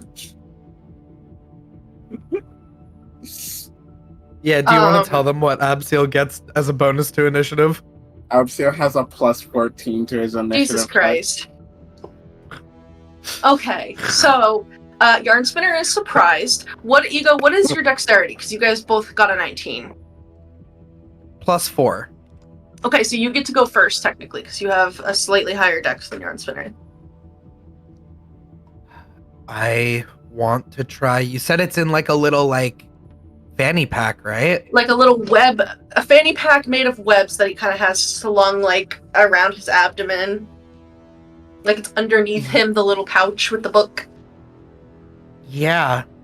I believe last session I had read a story and I was like, "Oh, that's fun. I'm going to take that." Yeah, So you read I would it like was a to book about like fiction, creative writing, and it was a spell book. Ah, it's a spell book.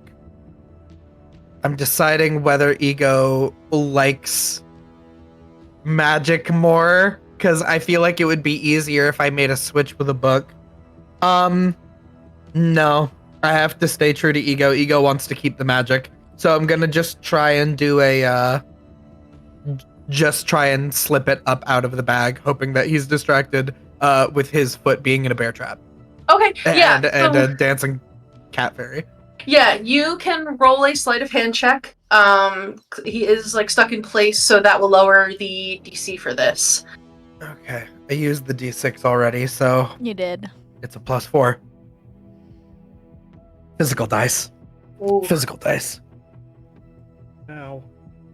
Don't bite me, please. That's an 11, so +4 is 15.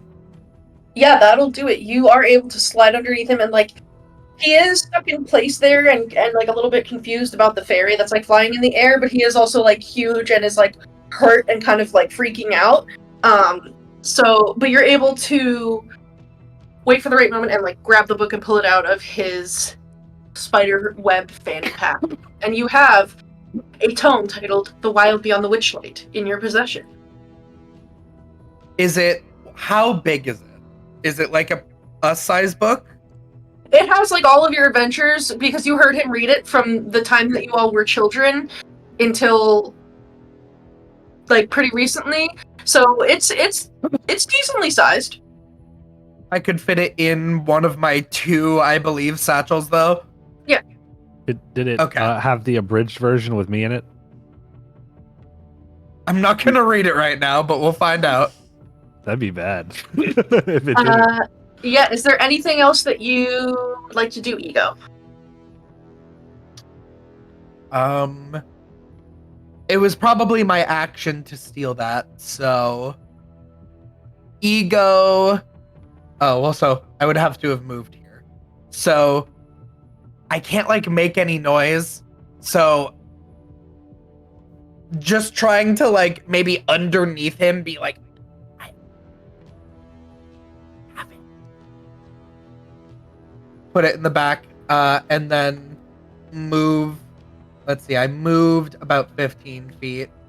So slip to the other side now and try and wait to make an escape. And that's my turn. That's me.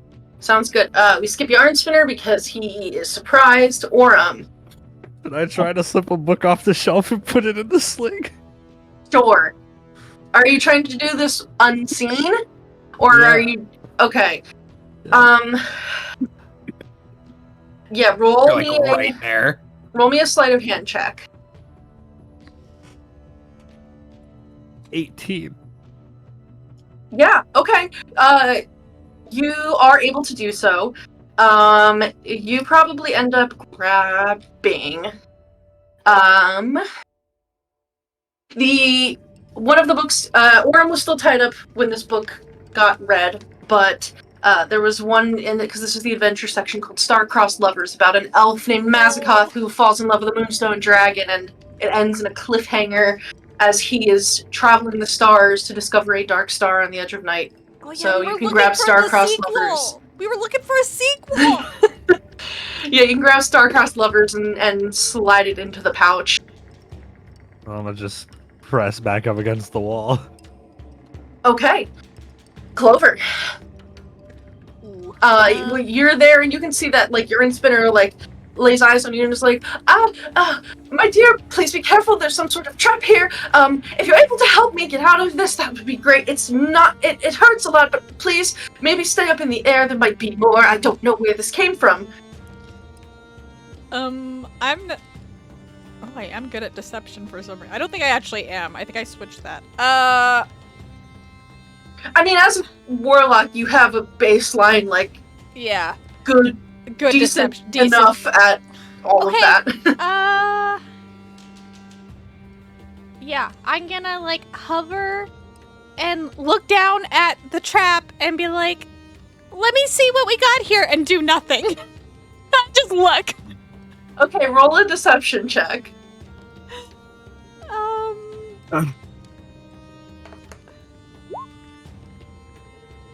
20. This is going good. This is going Yeah. good. You say that and he says, thank you so much. I can't, I have to be careful. I can't lift it too high. It seems like it's attached to the It's shelf, and I attached. would rather not rip it out and knock over the shelf, and then all of my books are disorganized, and I have to spend all the time organizing them. She's just nodding along, like, But if you're able to assist, it's quite small. I'm not sure if I could get it. My legs are kind of big. I'm gonna, like, hover over it and kind of, like, move so he can't see what I'm doing and do nothing. Okay. Yeah, and you're pretty good at pretending to help in this moment. So next up would be Dawn. Don is like, I have no idea what to do right now. Like, Yarn Spinner is like in the doorway. He is. So Don's probably just gonna, because Don is still invisible, Yes, he Yes. is. just start sneaking his way over around the exit. Okay. You can do that. It'll bring us back up to Ego.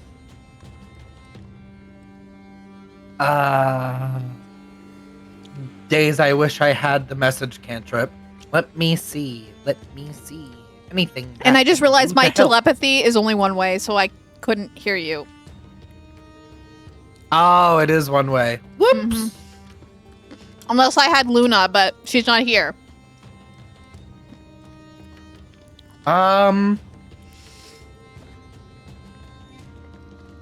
Let me. I think I will just continue moving to the door. Okay. We'll move to the door You can do that. and wait. I will wait. I will hold. I'd probably have to specify a specific spell. Ooh, you Yeah. know what? If it's about just getting out of here now, we are going to give nobody a break, and we are going to recast Hex, Mhm. because Hex doesn't have a save, so I will Hex Yarn Spinner? Spinner's wisdom checks. That would be perception and insight, so Okay. You can do so. dull their senses a bit. Yeah, little shadows, like in the library, creep up and like slip into Yarn Spinner's spider fur.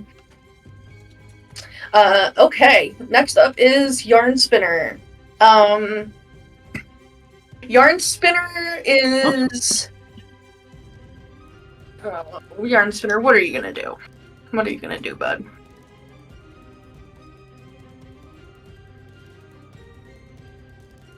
Mm-hmm.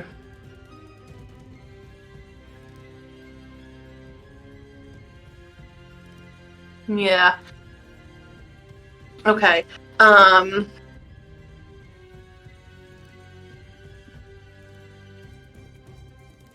Sorry, I gotta think about what he's.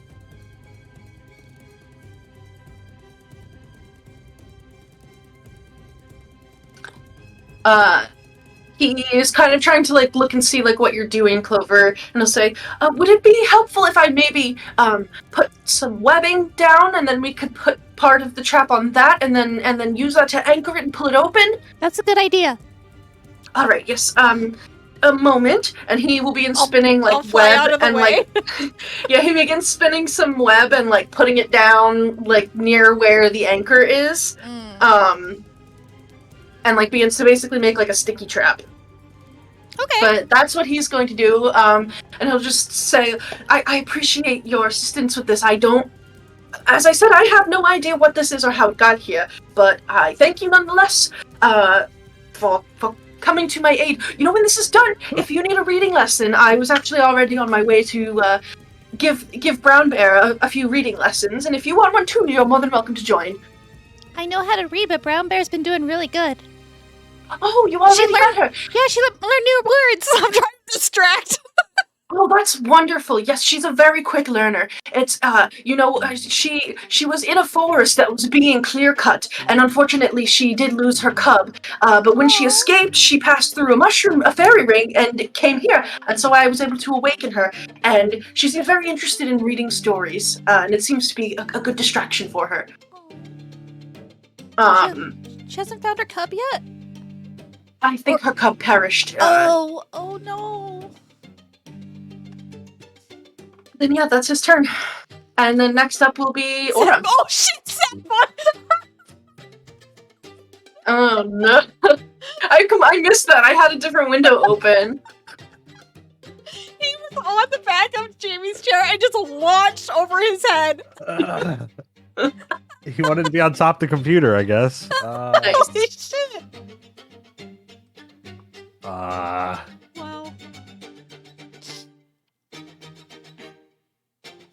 I don't really have any way of communicating with fairy wings, so I'm just gonna try to slip out here.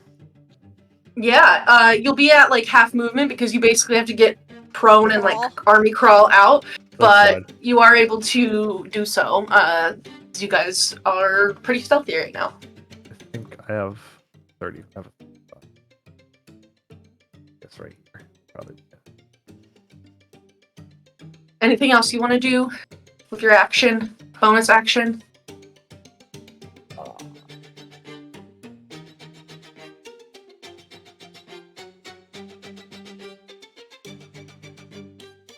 I'm gonna put down. Wait. Oh no, I can't do that. All right. Nope. Okay. Actually, I'll action dash just to get a little farther. Sure. Sounds good. Clover. Seeing, I don't know where Dawn is, but I know that I need to get this spider out of the way for him at least, and seeing that Ego and Aurum are like scooting out, I'm gonna actually start helping now. I'm gonna pull out my crowbar that I have and start, I'll pretty much give him the help action to get out of the trap. Okay. Cool. Yeah. And use my crowbar so my hands don't get stuck as well. Yeah, sounds good. Dawn. Mm-hmm. The spider's still in the doorway. You probably see that Aurum is like very quietly army crawling underneath the spider. Probably not the greatest idea for a walking tin can, but you could try. I have a better idea. I'm going to use my once-a-day casting of Misty Step to go here. Nice. Good stuff. And then he, like, just immediately, like, crouches down again.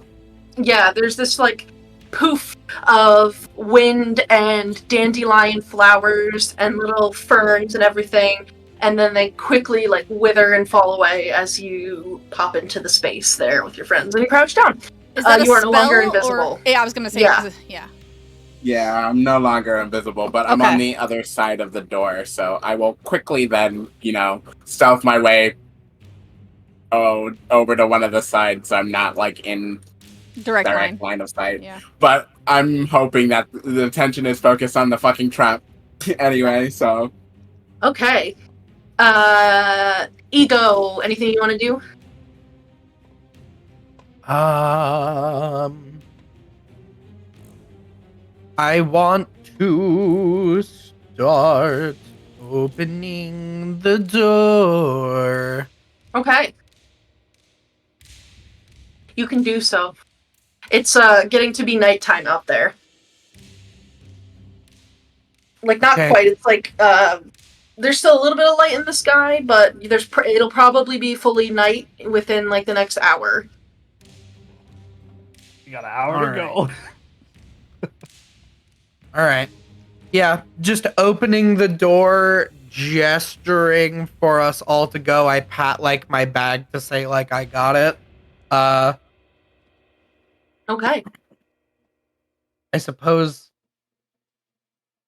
Yeah, I mean, I'll step outside, just because the yarn spinner doesn't seem super concerned that Clover is in here. So if we all leave, she might just be able I'll to be be fine. like, "Alright. Sorry about that trap. That was weird." Here, let me give you a band-aid. Yeah. Yeah, so Nice. I think I have exited. Okay. And then next up will be Yarn Spinner, who will, with Clover's help, try to pull out of this trap. You said it was a strength check? Yeah, DC 13. Okay, yeah, that he's gonna, he gets a dirty 20. So, he is able to pry this trap open, with Clover's help, and, he probably, like, tucks it into, like, a little pouch of webbing, so that it's, like, contained. Says, "Oh, thank you so much for your help. I really appreciate that. I You're don't welcome. understand how this would have even been in here, but it's dealt with now, and I'll make sure it doesn't hurt anybody else." Here, you're bleeding a little bit. I'm gonna put a band-aid over the little puncture marks. Thank you so much. That's so kind of you. You know, that I do a lot for all of the creatures that come here, so I appreciate that somebody does something for me. You deserve to be taken care of too. Oh, God. thank you. She actually means that. You know, you're welcome to peruse the stacks if you wish. I will be spending a few moments with Brown Bear, just going over any words that she had difficulty with helping her read. But it is getting to be late, so I think I recognize you. I might have made you a hut. Feel free to go to sleep or do anything else that you need. You're welcome to come and go freely. I appreciate that. Thank you. You're welcome. And that's his turn. Aurum. Oh, it's Aurum, Clover, Dawn. So I have a feeling all of you guys are going to be doing like the same things. Yep. Because he's going to start, now that he's out of the trap, he is going to like start moving. Did we Yep. did we do this? I think you did it. Yeah, if the group of you just plans to hightail it out of here, Yep. you can do so. Bye. And we gotta find out, we gotta go back because Aurum has a book by a different name. Called The Night My Dad Died. Oh my god. It's called GTA 7. It's called Lion King. The Shining Plains. Oh my god. The Leonin King. The Leonin King. The Leonin King. Yeah. His dad does die. Yeah. It's true. I But think yeah, he well, was the leader of the Pride. And it was a very shameful death. That'll do it. You guys are able to successfully exit the scriptorium. Oh, Hell we yeah. gotta go. We gotta We run. gotta go. The night spider's gonna be mad. Yeah, so they're probably just making their way out, and like Don is like, alright, so how do we even get out of here? We need to have no find idea. we need to find a mushroom circle. That's what nobody actually ended up saying. But if we do the mushroom circle, we go back to the real world, right? Not this one. I think it Or is it it because would it's take us all back locked to in? the regular, because he was sent here in the regular forest, but I think the first step is get out of this domain of delight into thither. Okay. I imagine that Yarn Spinner does not have portals all the way back to the material. I understand. Oh, I see what you're saying. Okay. Yeah. Okay. Yeah, Don is gonna look at at Aurum and say, I'm not gonna lie, I was expecting them to be a lot more evil and private. That wasn't the same spider. There's another spider at nighttime. There's another spider. That spider's bad. So we gotta go before that spider comes out here. At nighttime. Okay, yeah. All right. Okay. Well, this I have the book in my bag, but probably we shouldn't read it yet. Even though I really want to. Does the book have my name in it? I wouldn't know. I think so because we can't remember your name. But if you read it, and you're you see, part like, of. I have you're to have a part of our description story. or something. I mean, do you want me to do that while we? You know how to find mushrooms, right? Yeah. So Easy. why don't you find mushrooms, and I'm really good at reading books fast, so I will peruse and see if I can at least remind us what our names are. Yeah. Okay. Yeah. I'll find mushrooms. Okay. All right. But we can't because I feel really bad because he seems so like thankful and sad that he's like no one takes care of him. I'm telling you, at nighttime, that spider's a completely different person. Is it the same? That's well, what I'm you've said wondering. sometimes that there's another spider, and then sometimes you say it is. Well, he So said it his was name's that Yarn big, Spinner. and it looked like that, but it was like blue, not brown. I wonder when he And goes that- to sleep, he like somehow either becomes the other one or because I don't think that one remembers doing that to you. Unless he's a really good I don't liar. know. Could be a really, really good liar, but I did think about how interesting it is that this realm has day and night. That hasn't been true since we came to the Feywild. Yeah, I Yeah. noticed that right away. Yeah. And normally, as Sir Talamar said, I still have that hating. The hating. I from that dang booze. Sir Talavar said that only Archfey can create a domain of delight. They are very powerful. Even the hags of the Hourglass Coven, they can't make a domain of delight on their own. That's why they needed to usurp one. Yeah. So maybe it's best that we just either this is some strange duality in Yarn Spinner, Not like a or Yarn balance. Spinner isn't really the master of this domain. Yeah. But yeah, At the so same ego. time, though, Sir Talavar is a fucking loser. So who knows? Oh, it's so mean. Take everything he says with. He was a storyteller too. Wow. telling We don't ya. have good. Like, that night spider is mean, and if you do something it doesn't like, it will come after you. So I believe you. I mean, you were trapped in the scriptorium. yeah. So, I'll find the mushrooms. You read the book and see if my name's in it. I will flip through the book and try and find our names. Yes, you try and find a ring of mushrooms. Okay. Yeah.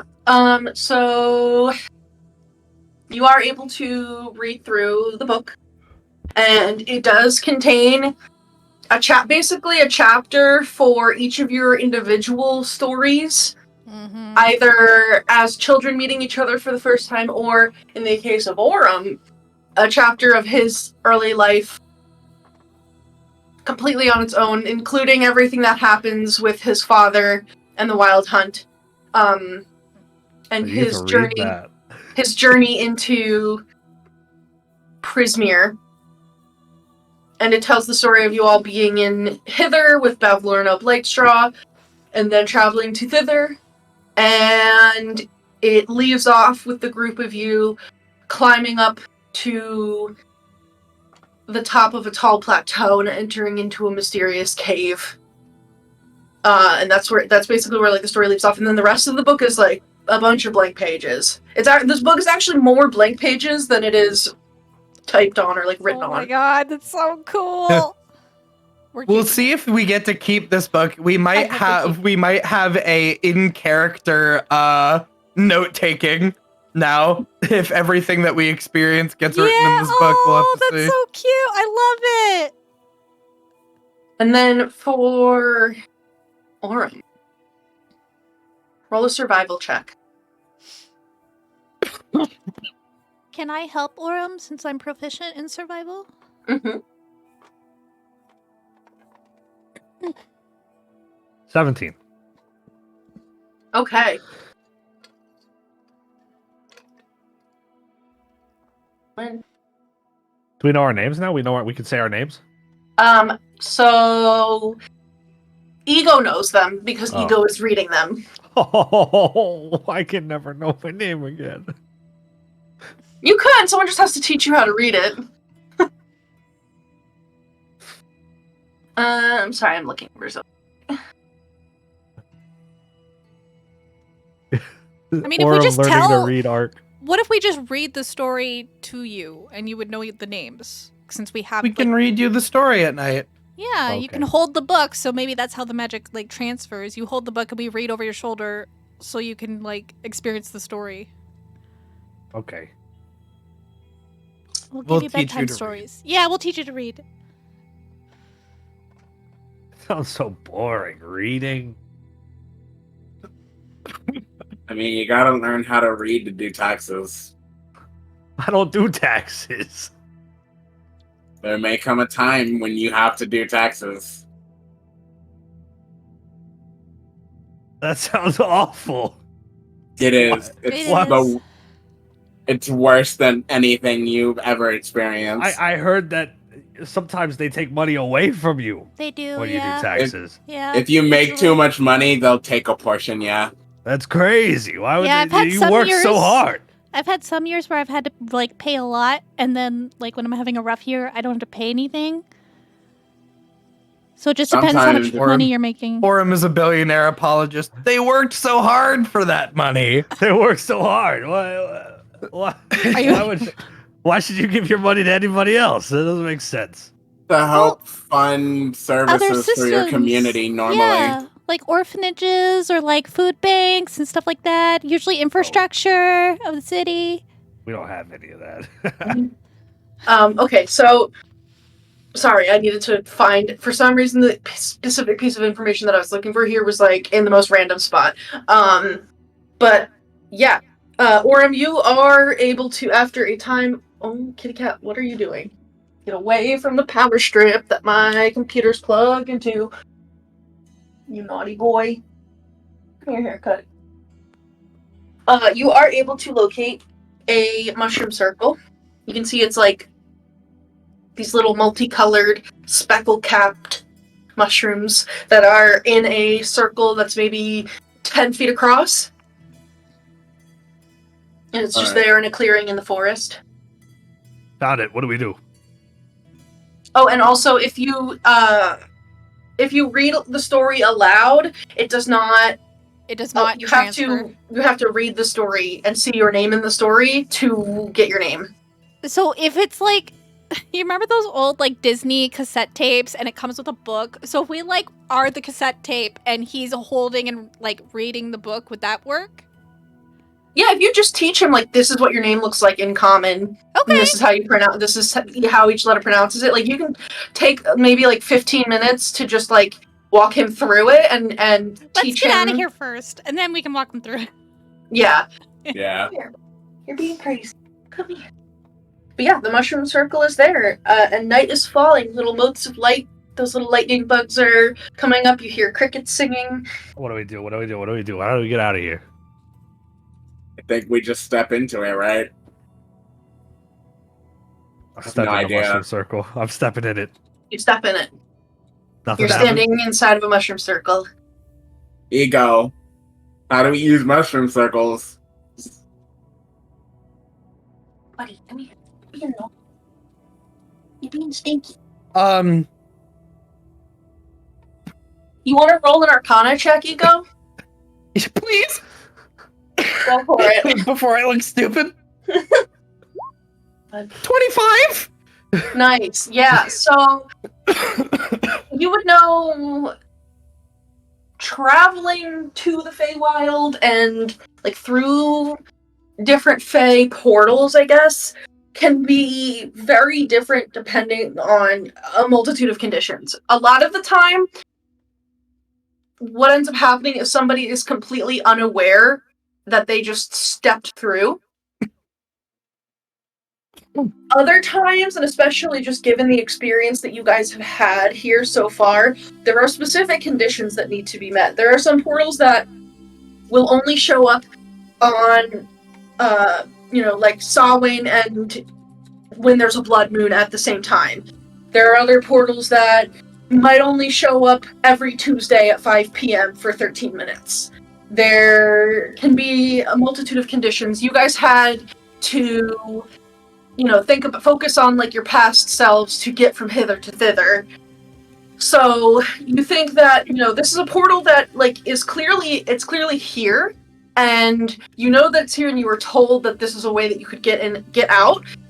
There's a condition that you need to figure out that you're not quite sure of yet. It could be something as simple as like running winter shins into it or something like that, or saying a passcode. Or it has to be daytime. It has to be daytime, or we have to like fall asleep in it because sleep is important here. Unfortunately, if just walking into it isn't doing it, that means that there's some other condition that it is a portal, but every ring operates on a different set of rules. I can try to figure out what the conditions are with an identify spell, but we might just have to try things. What if you have to know your name? Well, then I would have gone. I looked at my name in the book. I would have disappeared, and then you wouldn't have been able to have me explain that to you. How about, since we're already in, how about we all sit in the circle, and I'll sit beside Aurum, and I'll start reading the book to Aurum, and like point out how to pronounce names. So like, hopefully by the time I'm done, Aurum will have some concept of his name. All right. Let's all at least be in the circle together so that if the condition is met, we're all here. Yeah.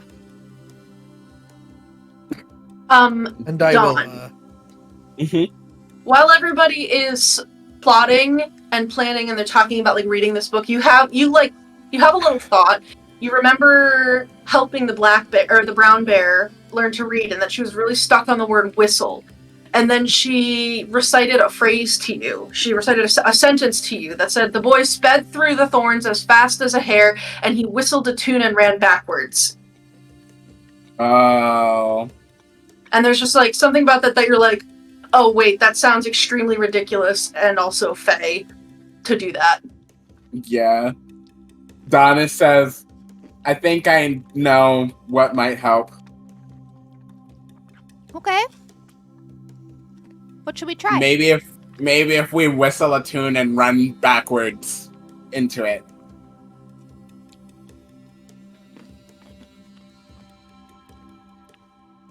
All right. Does it have to be a certain tune or any tune? I mean, the only reason I even thought about it in the first place is because it had something to do with the story that the bear was trying to learn how to read. And the it didn't. spider coming, by the way.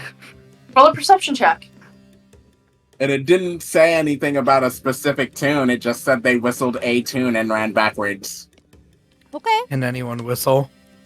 I can can't whistle. whistle. 11. I'm not good at it, but I can do it. You don't notice anything. You guys can't whistle? I can whistle.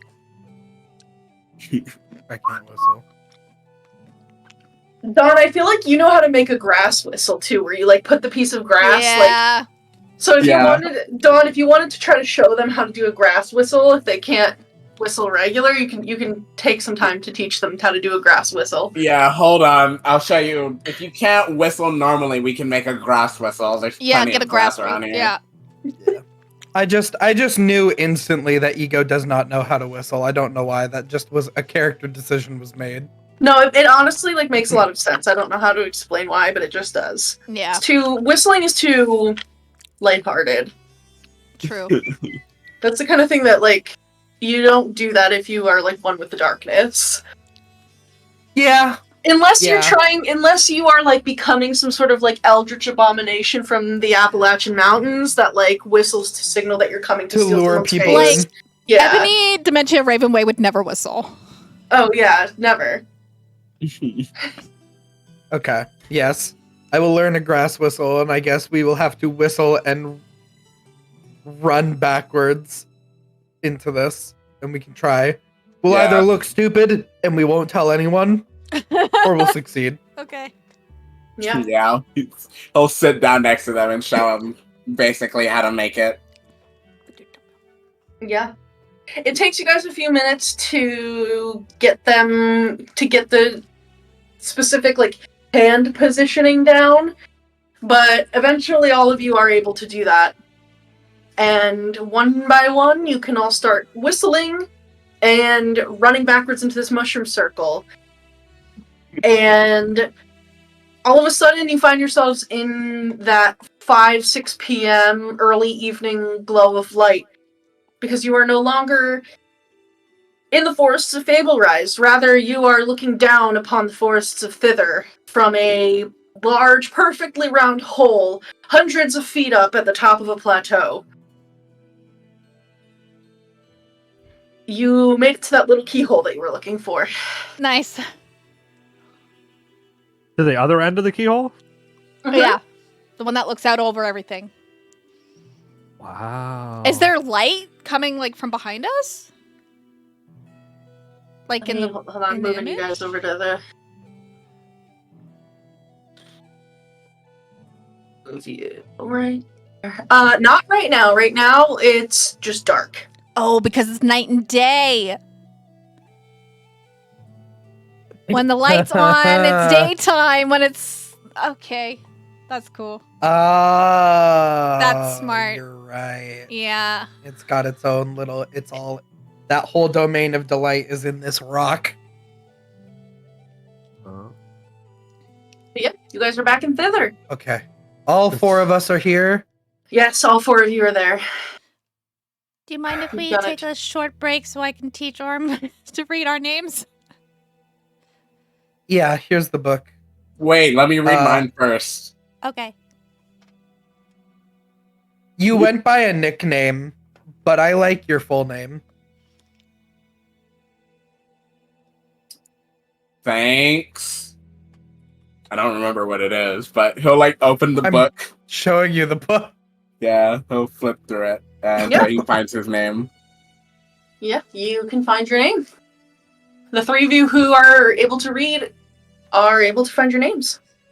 And you get back the names of your family members, friends, partners, parents, etc., etc.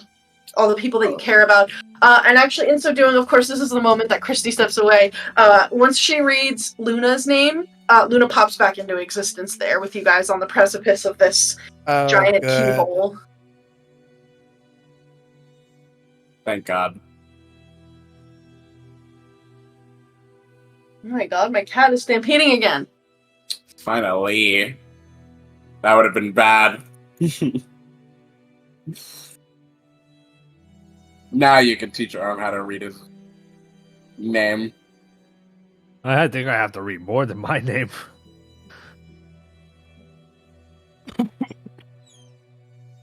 You. So your name is Aurum. Aurum. Aoruma. Aoruma. Kristy, for your reference, when the three of you who are able to read the book and find your name, you remember your own name, you remember the names of your parents, friends, all of the people that you know in your life, and when you see Luna's name, Luna pops back into existence with you. She will purr and rub her face on you and says, "That was kind of weird. What happened? Where'd you go? I just kind of went back to like this little pocket that I have that you can call me from. Oh. I don't know why you sent me there though. Did something happen? Something happened. I did not send you there. Oh. A crazy, scary, but also really cute spider stole our names and our story, and we had to get it back. And I didn't remember your names, so I think that's why you weren't with me. Oh. Yeah, I guess that would make sense because, like, the name that you gave me is like a big part of our connection, so Yeah. that's probably why. I'm glad I'm back though. I'm glad there's you're no more back. crazy cute spider. Yeah, me too. Crazy cute spider. TM. And then you can spend a few minutes teaching. It's gonna take like an hour That's fine. because you know you need to like. Is that another teach short Aurum. rest or no? Because I'm actively teaching him something. You're like actively having to like focus. Okay. Like this takes a lot of mental focus to teach him how to read. Okay. So it will take some time. Why is this? Aurum, roll just like a general intelligence check. You can roll with advantage because you're being helped.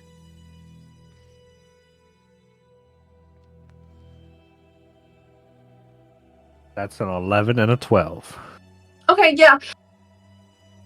It takes some time, but you, after an hour and a half, are able to recognize your own name as it is written in common. The rest of the story, you see those letters and recognize them, but the words are not super familiar to you. But, like, Clover can basically, like, read the story with you, like, to you, and you can see where your name is, and then you remember your name and the names of everybody that you care about. I remember everybody or just myself? Everybody. Yeah. Yeah, you just have to be able to read your own name, and then all of your knowledge is back to you. Okay, cool. And she'll take time and like reread sections if like you get lost or confused. Oh, speak. I have a -2 intelligence, so that's pretty good. Well, hey, you did fine. You did just fine.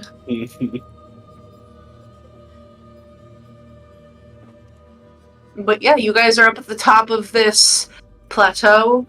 You can feel at this height the wind is quite strong and it blows in your hair / manes. And you can see like everything in the entire mini domain that you have found yourselves in. Down from Nib's cave all the way up to the beaches up north. And you're up here. What would you like to do? Don's just kind of like, what's next? Where do we even go from here? I wonder if we could like point and go somewhere. Or if we have to go go all the way back, go back into that place, find the tunnel we came from. I will sooner learn how to rock climb. I think that we need to go to Nightshades. Already? We need to see what the state of things are. And we should probably go around and find Juniper and Clapperclaw. We left them at the base of the mountain that we're on. We should get them. Also, Clover, can I see our book real quick? Sure. I want to real quick, because it was the last thing that we dealt with before going in here. I want to go to Clover's chapter.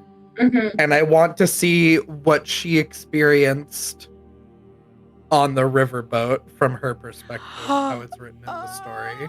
Oh. Oh, okay, with Bav. With Bav. Okay, yeah.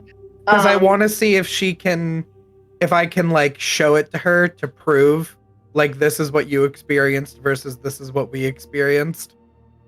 Yeah, I think there's that, it kind of like shifts perspectives like back and forth in this moment because this is after all of you are already together. And so,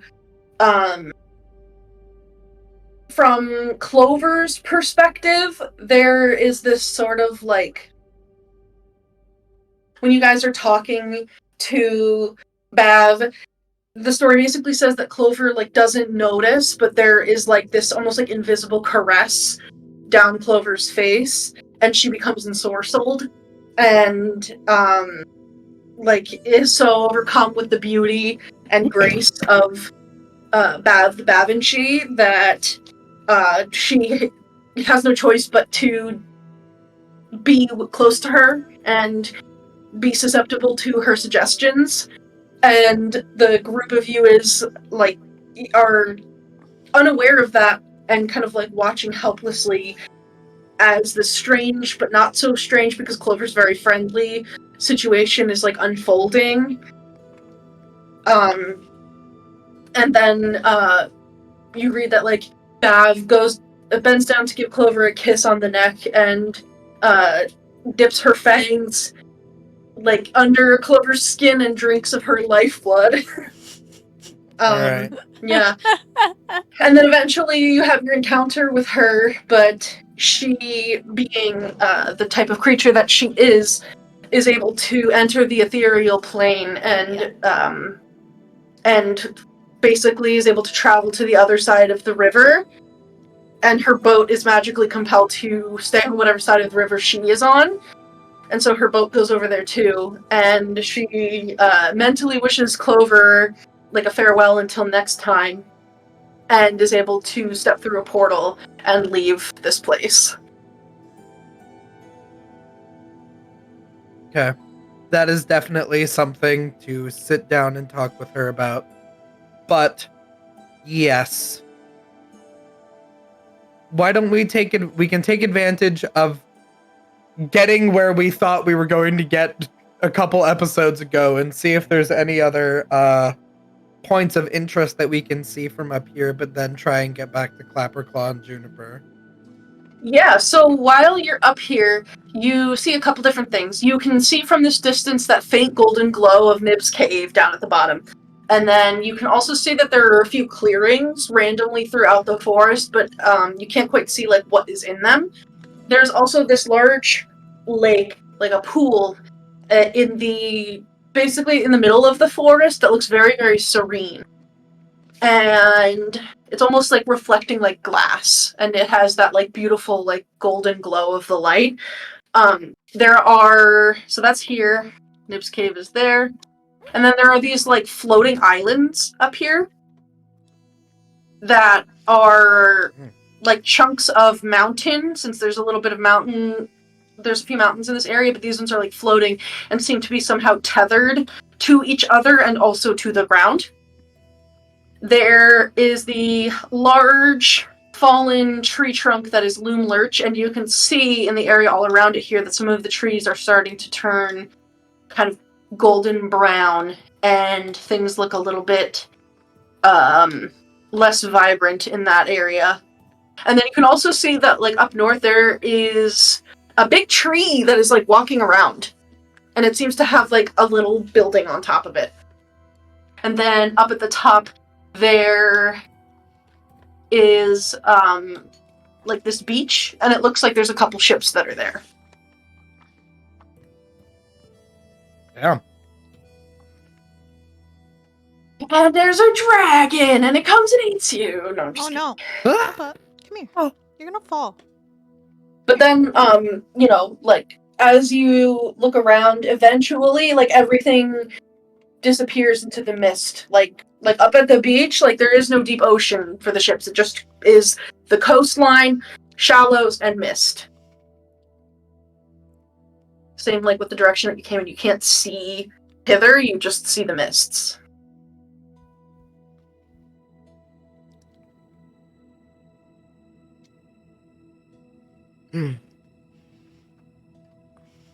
Cannonball out There's- the hole, down the mountain.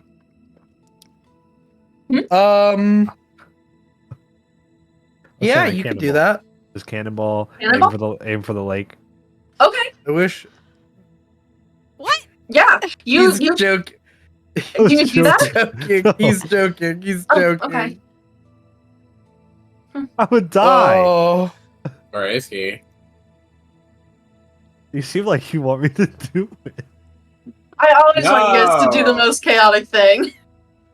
If I had Featherfall, I'd let you, but I don't have that spell. I had a one-time use of it. That's true. I could go around and fly to Clapperclaw and Juniper and bring them around to where the hole is if we're gonna climb down, so they can meet us. I really want to jump now. You made me want to Oh jump. my god, Jamie. I don't know how long it's been since Yeah, Jennifer has eaten, so Well, I want to make sure they're okay. Find Clapperclaw in shreds Oh on the ground. no! It's just ahead. just stay at a safe distance. Okay, I can always go invisible if I need to. Yeah. Hey. What happens if you send your little cat thing Oh, I could. out the Well, hole towards something? she could go. Hang on. Let me double check what I got for. I don't think she can speak yet to everybody. I don't think I'm at that level yet. I don't think I have that. I think she. I don't know. Yeah, I'm not sure if you took that invocation or not. Not yet. I think I was taking it Yeah. next one. Yeah. Because I have Magic Mage. eyes. yeah, magic eyes and detect magic. Yeah, So- but she is the special kind of familiar that you can just be mentally together like all the time. Okay. I could send her to go get them. No, I mean like, so I'm getting this really big intrusive thought right now to jump Okay. out towards the lake. Oh, I see. Because like Ye- maybe this takes you to the place you want to get to when you get here. So you just want Or to it jump could- off and think about lake memories and then hope you just Like, splash cannonball? into the lake. Yeah. Or it could take you to your death.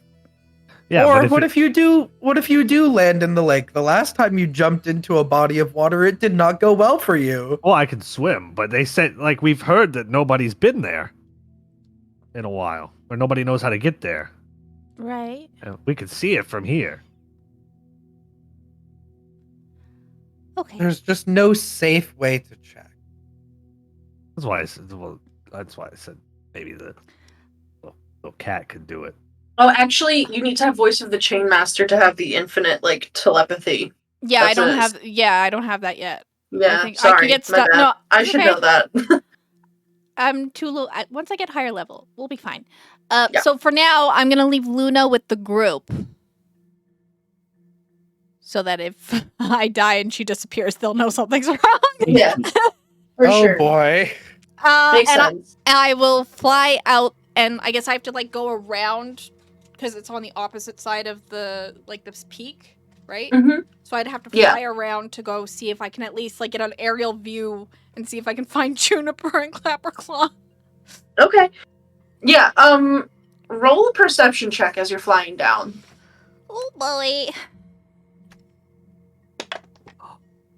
Man, I'm rolling. This is my third 16 in a row. 16 plus 0. 16. Mm-hmm. Yeah, you as you're jumping down, kind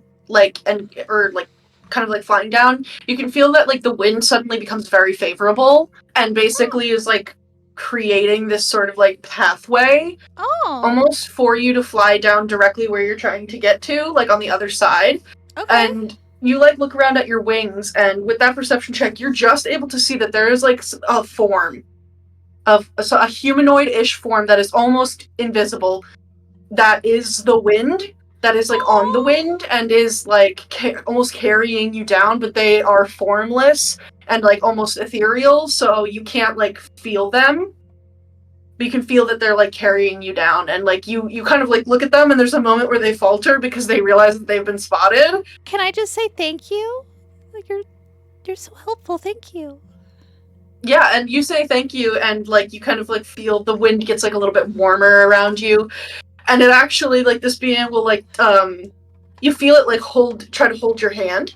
Oh yeah, I'll hold it. And it actually, like, starts, like, basically twirling with you down, like it's in a dance with you, and just takes you down to the bottom. This is the best day of my Windrose. life. And then it just is gone. Okay. Something to tell Aurum, because Aurum will be happy to hear that. Oh, what a sweet wind! That was so nice. I'm gonna go find my companions. That means it probably would have worked. It could have. It could have. Yeah, it doesn't take you too long to find Clapperclaw and Juniper. They're sitting exactly where you left them, and when you come back, Clapperclaw, will, like, hop up and say, "Oh, you're already back. You guys just got to the top." Oh, Yes. great. Yes. That's great. Did you find anything? What was up there? It looks like a weird lot. cave. Did you find that little hole at the front that was shining all the light? We did, but it took a couple days, and it was a lot. It was really scary and crazy, but also kind of cute. It didn't take a couple days. You came out, like, it took you, like, an hour maybe to, like, climb up there and then come all the way down, but you weren't gone for days. We've been sitting here. I've been talking to Juniper. I've been telling Juniper a bunch of different stories. That's good. I think we went into, like, a dimension that time is weird. What does that mean? I think Ego can explain it better than I can. Can you guys follow me? We're gonna go around to the front of the boulder, the peak. Okay, come on, Juniper. And Juniper, like, doesn't really understand what's going on. It typically needs elven commands, but I think you've probably heard Dawn say them enough that you're able to, I'll like, say be like, it. "Come on," and she'll follow. With a horrible accent, I'll say it. Yeah, and they will go down to the base of the plateau. Okay, I tell them On to that wait there, side. and I will go get the others. Mm-hmm. Okay, so the wind is really nice, and it helped me get there faster and gentler, and it was warm. So Aurum might have, like, kind of been right. I don't know if it would take us all the way there, but I know for sure I don't know for sure, but I think if we were to jump out, it wouldn't let us die. Should we try it? We might get split up if we try it, though. Well, if we all just go straight down.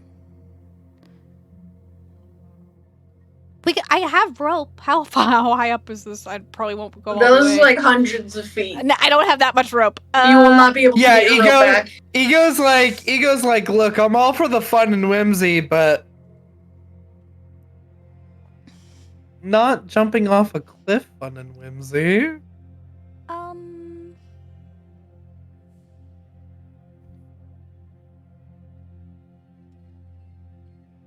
I really need to learn that Featherfall spell. I'm jumping. You're jumping? I'm jumping. Okay. You Okay. jump. Well, And you begin to fall.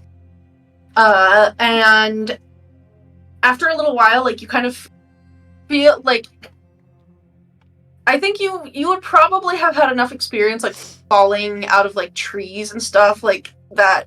Like, the longer you fall, usually you end up going faster. Like, maybe you've even, like, tumbled down a hill before that was, like, a little bit bigger than you thought, and you ended up, like, probably breaking an arm at some point when you were a kid. But, like, at a certain point, you stop. Like, you don't get as fast as you think you should. You can roll a perception check if you would like. 10. Yeah, you don't notice anything that, like, seems, like, there, but it definitely doesn't feel like you're continuing to fall at an increasing speed. And eventually you reach the ground, and you still hit it, like, kind of hard, but not hard enough to do damage. Like, you're able to, like, land on Like your you feet. land, like you jump like 5-10 feet, basically is what Yeah. the feeling is. Avengers Land. Yeah. Yeah, you can do a 3-point Avengers landing if you want. Thank you, Wind. If you see Huh. the Work. wind, you should thank it. It makes it happy and it'll hold your hand. You have to I look didn't for it see. though. Ego like looks at Don like he was actually right. I mean, good for him. Broken. I don't have anything against him being right. It's just that normally he's dumb. Well, this time he wasn't.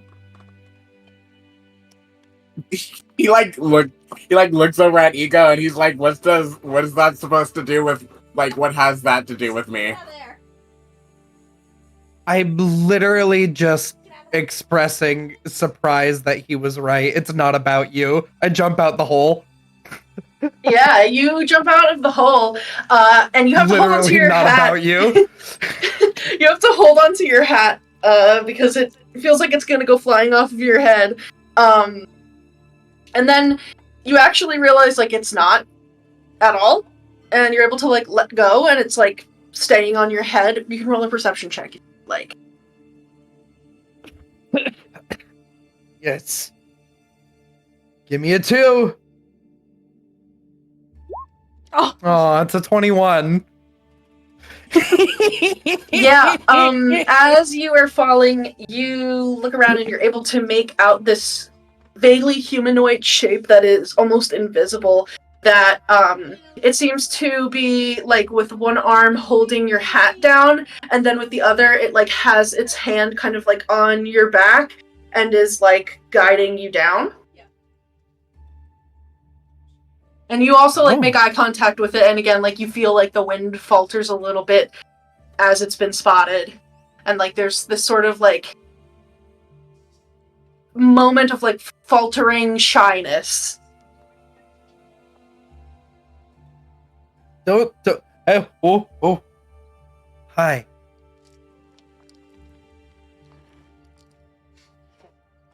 You feel like a curious, like, a puff of wind in your face.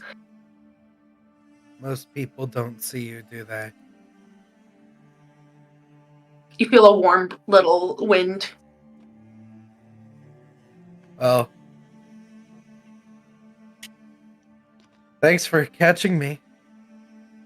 I'll give you a little thing I learned. I like learning things. It's nice to be seen sometimes. You feel that this wind also goes to hold your hand. Yeah, I love holding hands! Yeah, and the wind will waltz down with you as it did with Clover, and you will land daintily on the ground. And you just, like, kind of feel like that wind is there, and it's, like, very warm and comforting, like a spring day. And you know what? My new outfit that I got looked baller. Oh while yeah, I was it did. floating down. Yeah, it was like all the floating long, out. like the long trails with, like, the spiderweb motif are, like, swirling around you. I look great. Did Dawn jump too? Don waits until he gets to the bottom before he jumps because he's kind of like... Yeah, I just look at Dawn. I'm like, do you want me to hold your hand? I don't need my hand held, but thanks. Okay. Alright, well... I'll, like, fly back so you have room to jump. Yeah. Alright, yeah. You jump out, and you fall pretty fast because you are in full plate armor. But it doesn't, like, the ground is coming up to you fast, but you don't feel like it's going to hurt you. It just kind of feels like you're perpetually falling at the speed that you would if you were, like, jumping a few feet. Yeah. You can also roll a perception check if you would like. I'm not gonna notice this thing. I have a negative... Yeah, 4. Yeah, you don't notice anything in particular. You just get the sense that you're falling, like, slower than normal. And because you're pretty good at jumping, you're able to land on your feet. You're like... Oh, that was... nice. Yeah. I really wonder if we could have went somewhere. But we have our friends here, so we had, Yeah. Well, all we have to do is climb back up hundreds of stairs. No, I'm joking. and go through the thing again and whistle backwards. And I don't think that. Can you guys whistle? No. Talking Oh, to- them. Clapper claw. Oh, Oh, you're Yeah. asking. neither of them have lips. No, yeah, I don't think I can whistle, and I don't think Juniper even knows what that means. Well, Maru. that was an interesting sidebar. We did get some things out of it, so it wasn't a waste of a trip. You got some things. Unless got you're the whole talking about book. information. Yeah, we got literally all that information. What do you mean? Well, you know, I got information. I learned why I'm here. Kinda. We actually got the most there than we've gotten anywhere else. nah, I got a cloak of protection from the gold hut. That was a lot. That's not information. Yeah, but you know, it's a cloak of protection, dude. Those things are valuable. I got it for free. I had to pay 200 gold pieces for that information. It's a lot of money. You said it was pocket change.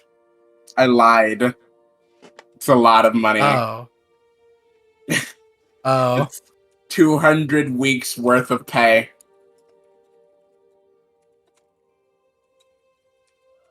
Damn, he gets 1 gold a week. That's crazy. I guess that is what normal. That's like what the. That's what normal more people make, well-to-do yeah. People make in a week, in a 10-day. Yeah. Yeah. You could argue maybe he makes 2 a week being something like a banker, but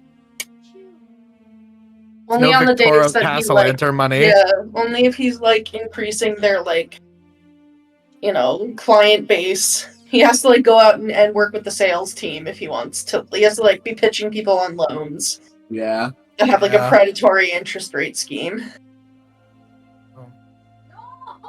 Well, we did get Kristy's dying. The cats are killing her. the information, and I did get a lot of magic. So it was a very beneficial trip.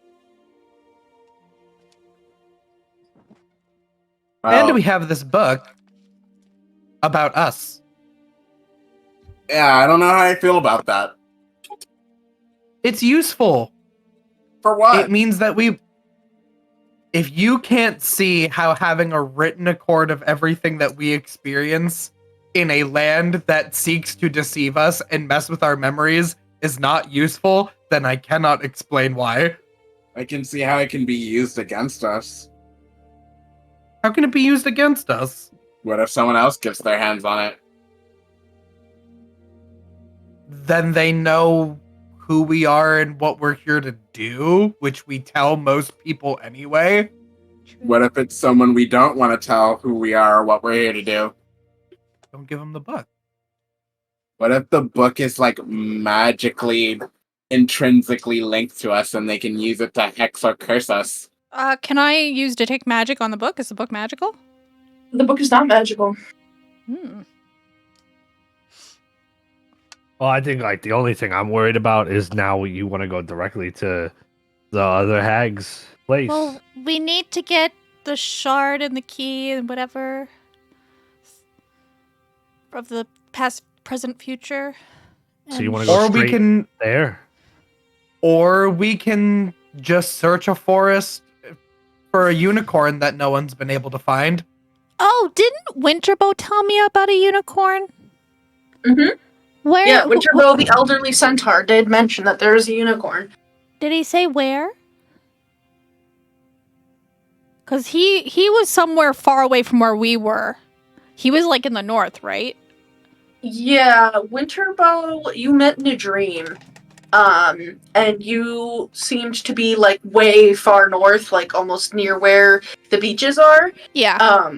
And he had told you that you could seek out the unicorn at the Wayward Pool for answers. I bring that up. Winterbolt told And me you've also seen in another dream a large lake that, now that you think about it, the shape of it looks familiar to this one, that there was a unicorn and you kept trying to run down the hill to it and you kept popping back up at the top.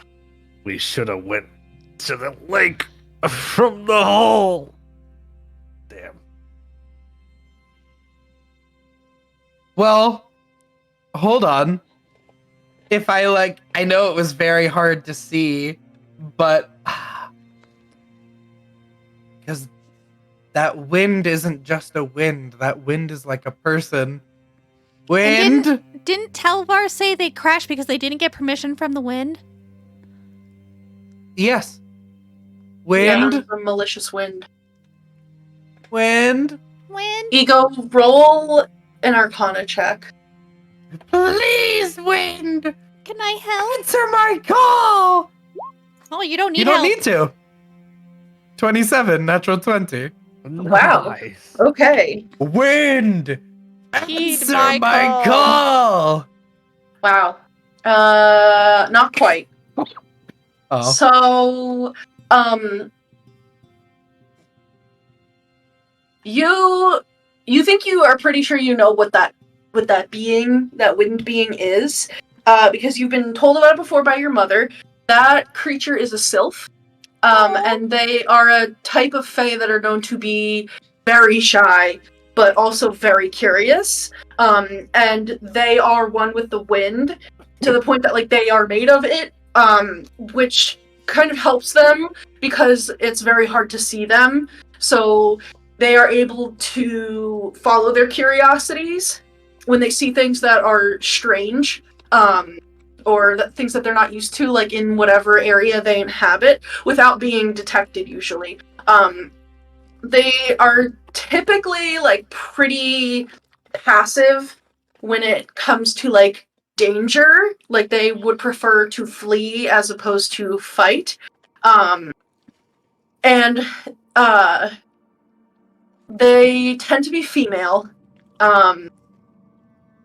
They can command the wind and like work with other air elementals, and tend to like spend time with them just because those are kind of the only creatures that understand them. They don't tend to spend time with a lot of other fae. But they, similar to like a dryad with a tree, a sylph takes its job of like fostering the wind and air currents in its area very seriously, and if it suspects that there is an intruder and that intruder is like not being respectful or like is not doesn't like seem good-hearted or something like that, like it can attack. Some of them can also go mad, like any fae creature can be twisted to do not so good things depending on who it encounters. But they're pretty rare. They're pretty hard to encounter, but they tend to be very curious. So you would, I think, with like the natural 20, you would kind of get the sense that like this sylph probably lives up at the top of that and controls all of like the headwinds like high up in this forest, and probably doesn't see a lot of people up there. So it's probably very curious about all of you.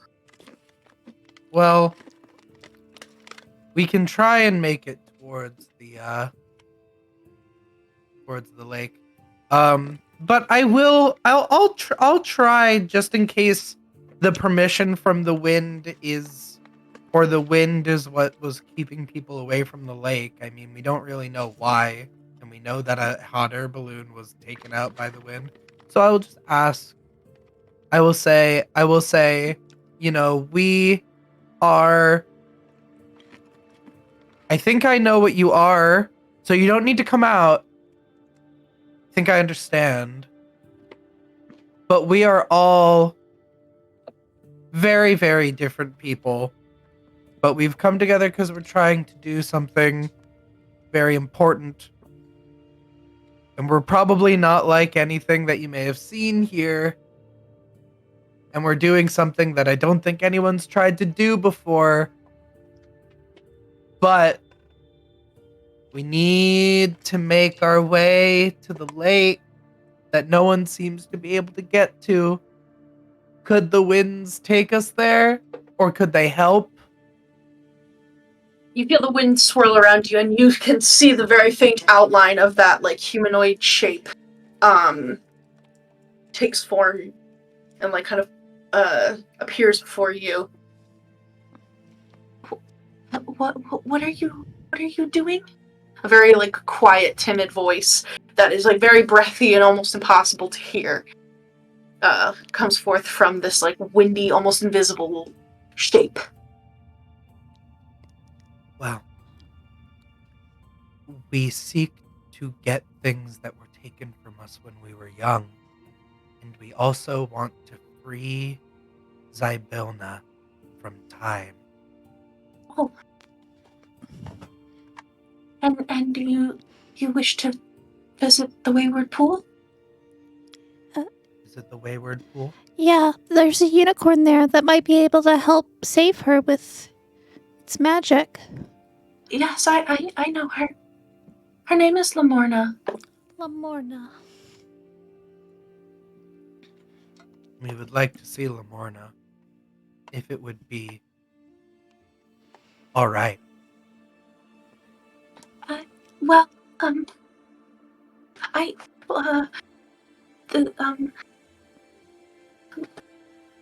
there's a... Oh my god, the cat is freaking scratching behind me. Stop! Haircut! Buddy! Oh my god, he's enraged! Oh no! It's kind of difficult to get to the lake. Lamorna's the only one who can get there. You have to know the secret to be able to get to the water. What is the secret? Well, only a unicorn can go there. But we need to see unicorn. We need to speak. I can take you close to the Wayward Pool, but I can't make you a unicorn. Could you talk to Lamorna for us and ask her if she could meet us? Where? No, I can't do that. Okay. The Wayward Pool, Lamorna can't. That's not up to either of us. That's just how it is. Oh, so she can't leave Okay. either? She can leave, but only a unicorn can approach the pool. Oh. Well, You could get us closer, though?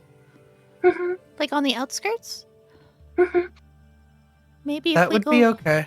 Yeah, because then maybe if we see her or she sees us, we could try and talk? It's the best bet we've got, besides learning how to turn into unicorns. Right. Could I have something in return? Sure, what would you like?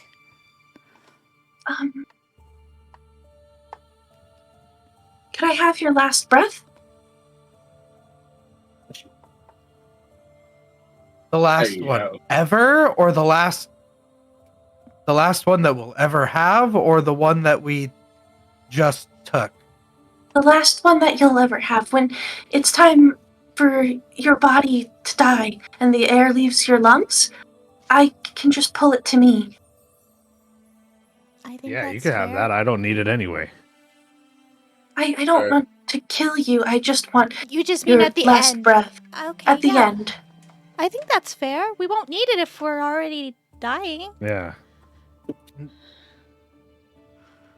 As long as you are specifying, we need to be more specific about our deals. Oh. Looks at Oh, as Looks long like as the you two are cats. specifying. Looks at the two As cats. long as you are specifying that it is not going to shorten our lives. No. It's once you're already expiring.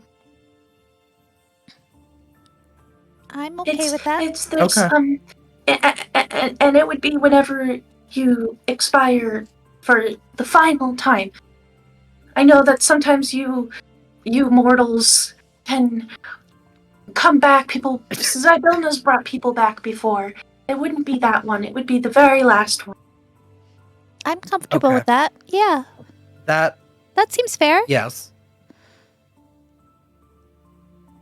You can have it. Why not? I don't know. I don't know if Juniper or Clapperclaw could do that. Does Clapperclaw have a last breath? I don't breathe. Okay, so he doesn't count. Well, you might become someone who breathes at some point later Well, on. that's true. You could become a kid again. You're a real boy. You could be a flesh and blood boy. Okay. Okay. This is why the Fae target kids, by the way. This is why the Fae target kids, because they're like, Yeah, okay. sure, why not? Sure. I don't have a developed brain. No I don't have the hesitation. capacity for logic and reason. Oh my god, that was Fuck great. it. We ball. Yellow. I'll cast speak with animals. Oh, that's a good idea. Okay. Hey, What do you... Not pray. yeah, not pray. It's good to talk to you, Juniper. So we're asking the sky to take us somewhere.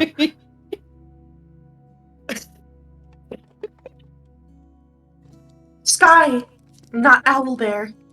Not Sky, not pray. Sky's not afraid. No. Oh no. But the sky is asking for our very last breath in return. Is that okay?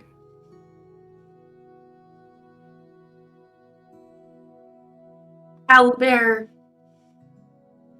goes into sky. Yeah. Owlbear flies. Yeah. Owlbear flies. Okay. Okay. At the very end. She's he flies. good. She's good. She's She's fine. with it. Oh, okay. Let me just and you all feel this like warm breeze swirl around you as this deal that you are making is put into place. And then with that, the sylph will hold out a hand that you can barely see. And whoever puts their hand there first, she will hold their hand, and then she holds out her other one. One of them. Yeah. One of them. You gotta hold hands, please. Oh, we all gotta hold hands. It's a dance. We've done this enough times at this point. All right, Juniper. Right. Juniper, hold your paw in my hand. My You paw. touch owlbear claw, Yeah. not prey. Not pray. Owlbear. You want to fly? You want to fly? You have to do this. Owlbear go- fly. Owlbear not claw, Not claw. not bite. Not bite. And then she will put her huge, like, bear claw into your hand. You need to put your other claw into Dawn's hand. Other not prey. I'll let go and point real quick and then grab the hand again. Not master, new master. Oh, new master, yeah. Yeah. One who commands, One who Not- commands you. not prey, Not prey. no bite.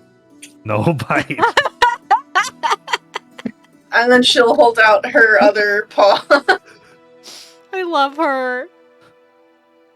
And then the group of you holding hands are all lifted into the air, and you fly over the forest, and you're kind of in this like little circular dance on the wind with this sylph. And eventually she will deposit you.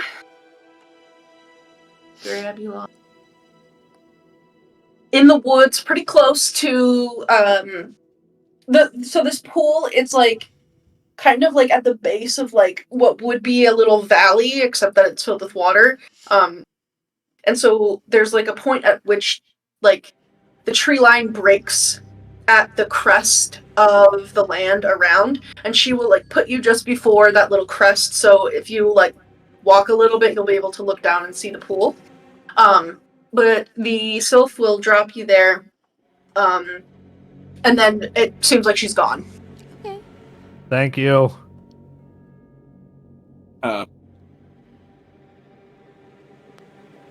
Wig, as they say.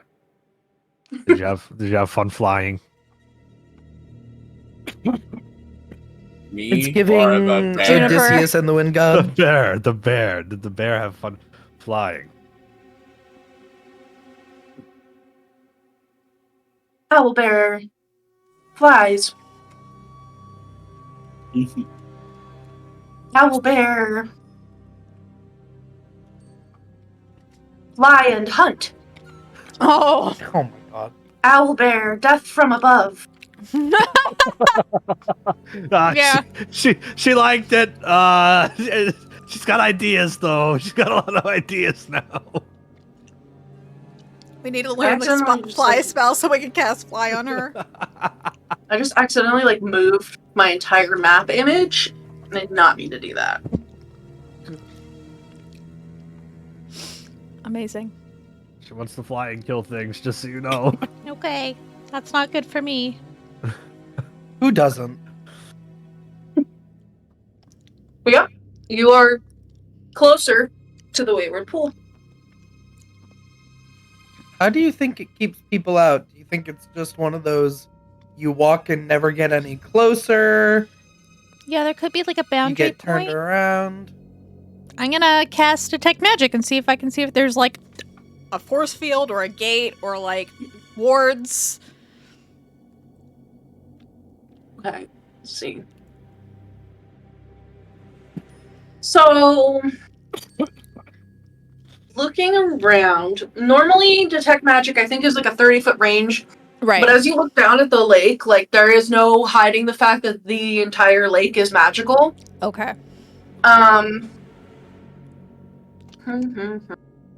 I'll fly like around. I won't get closer, but I'll like fly if that helps, like the angle of point. Yeah, it's hard to describe. You get the sense that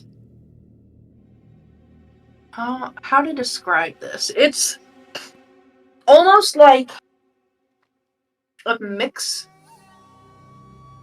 of multiple kinds of schools of magic that like is giving off this aura, and you can sense it within like 1,000 feet of the pool's shoreline because there is this like long descent down, and so you Right. are about that distance. But once you get within that range, immediately like you notice that it's a mix of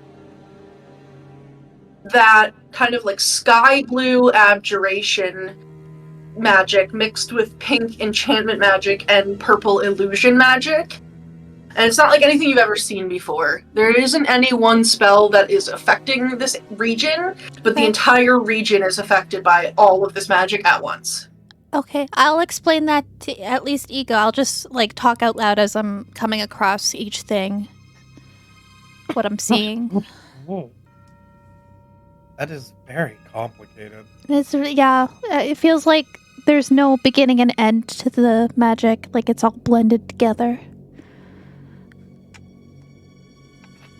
There is also a tree nearby that has a piece of paper on it. What's Is- the paper say? Yeah, is that within the A boundary? wanted Like, is it? poster. No, it's before the boundary. Okay. It yeah. is. There's a drawing of a little boy with curly hair, and it says, Oh, wanted. "How dare this ragamuffin defy me? Bring him to me alive and unharmed, and I'll grant you a loyal servant." Granny Nightshade. Yeah, She really wants this kid. Yeah. Did we she ask does. Clapperclaw if Clapperclaw knew who this kid was? I don't think Clapperclaw We remembers. Right? We did ask him. Clapperclaw was kept in like the garden as a scarecrow, Right. so he like saw other children sometimes, but he didn't get to like interact with them. And he hasn't seen this one, right?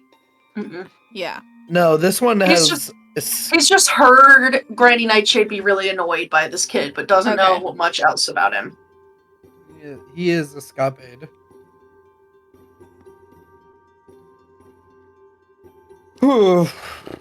I think, honestly, if the unicorn's nice, we might want to leave Clapperclaw with the unicorn. Maybe. Because the Clapperclaw doesn't want to go back. Right. Oh, I see what you're saying. Yes. For It a would be safety the best. reason. It would be the best, safest. most trustworthy person to leave him with. Embodiment of good. Yeah. Well, I'm gonna To be honest, I don't I'm think gonna the scout unicorn around. would like me. the perimeter and just see if I can see either tracks or signs of a unicorn. Without roll a getting too survival close. check. Okay.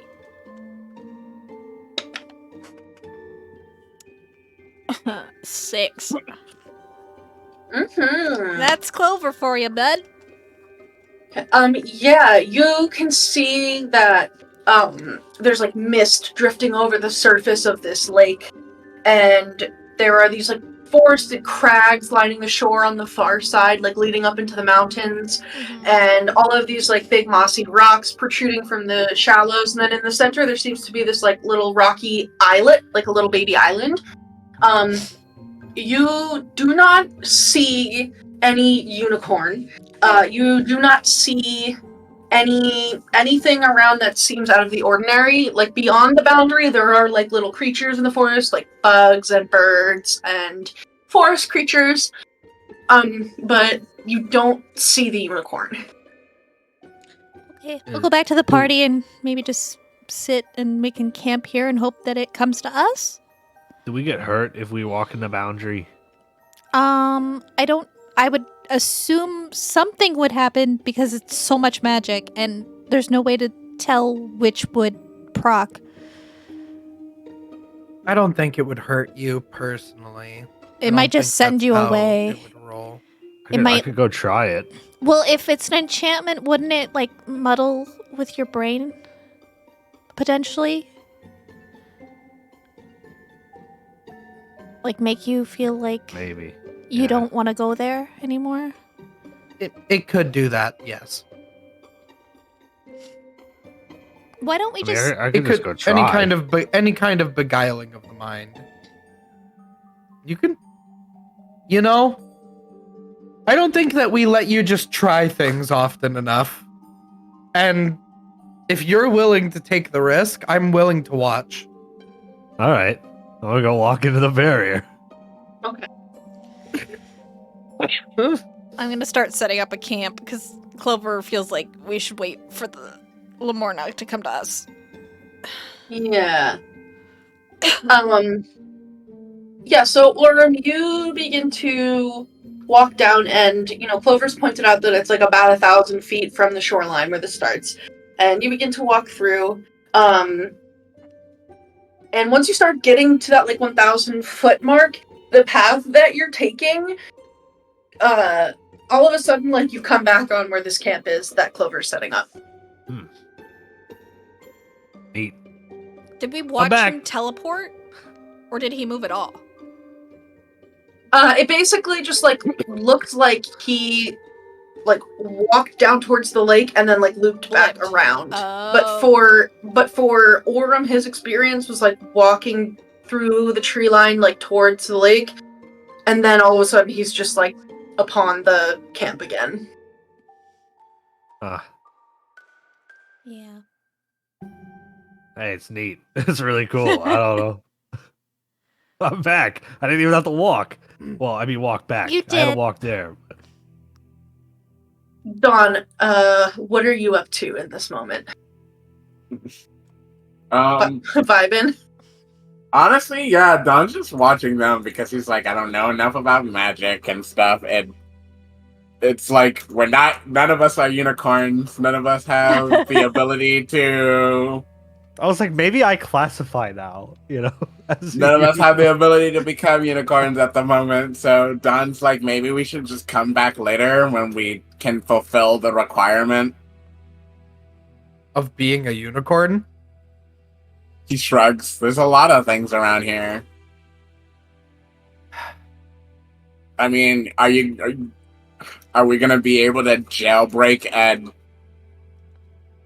magical rule? No, not as I am right now, but I still think it's worth maybe sleeping here. Yeah. Clover saw them in a dream, Yeah, I was hoping. and at I the very could least, our see- dreams are powerful enough here. So maybe sleeping nearby, you could maybe see it again. Or also, on a more practical side, we might just be able to see it walk leave Yeah.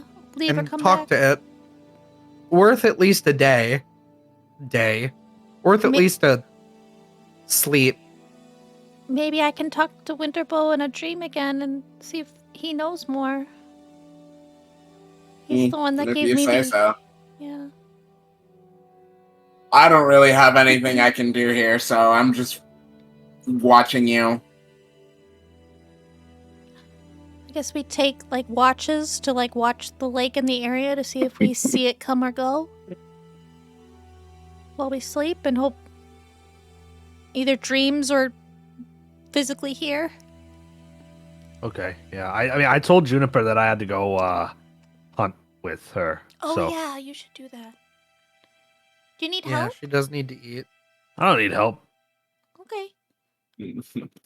Have you tried putting You- a stick on your forehead and saying you're a unicorn before going in? I know. I thought maybe my horns would make me a unicorn, but I don't. Well, a unicorn has one horn on the center of Oh. its head, not two. I'd be like a tunicorn. No, you'd be like a deer. Oh, like deer. Yeah. I mean, these are deer antlers. So Yeah. I'm gonna go hunting now. Okay, you can do that. And I think with that, as the party is establishing their camp and a little hunt is taking place, we will call an end to tonight's session. Hell yeah. So thank you, as always, to my players for being here, and thank you to those of you watching now or in the Thank you. future. Yeah, thank you to Cardboard Castle, Little Dragon Corp, Suncraft, Sirenscape, and I think that's it. Does anyone have any other announcements? Happy New Year! Happy New Year! Happy New Year! Yeah, Yeah. nice. Woo woo. Well, when you are trying to steal a book from a giant spider, don't forget to add your proficiency bonus. Hey. And we'll see you yeah. back here next week. Love you. Bye. Bye. Woo woo.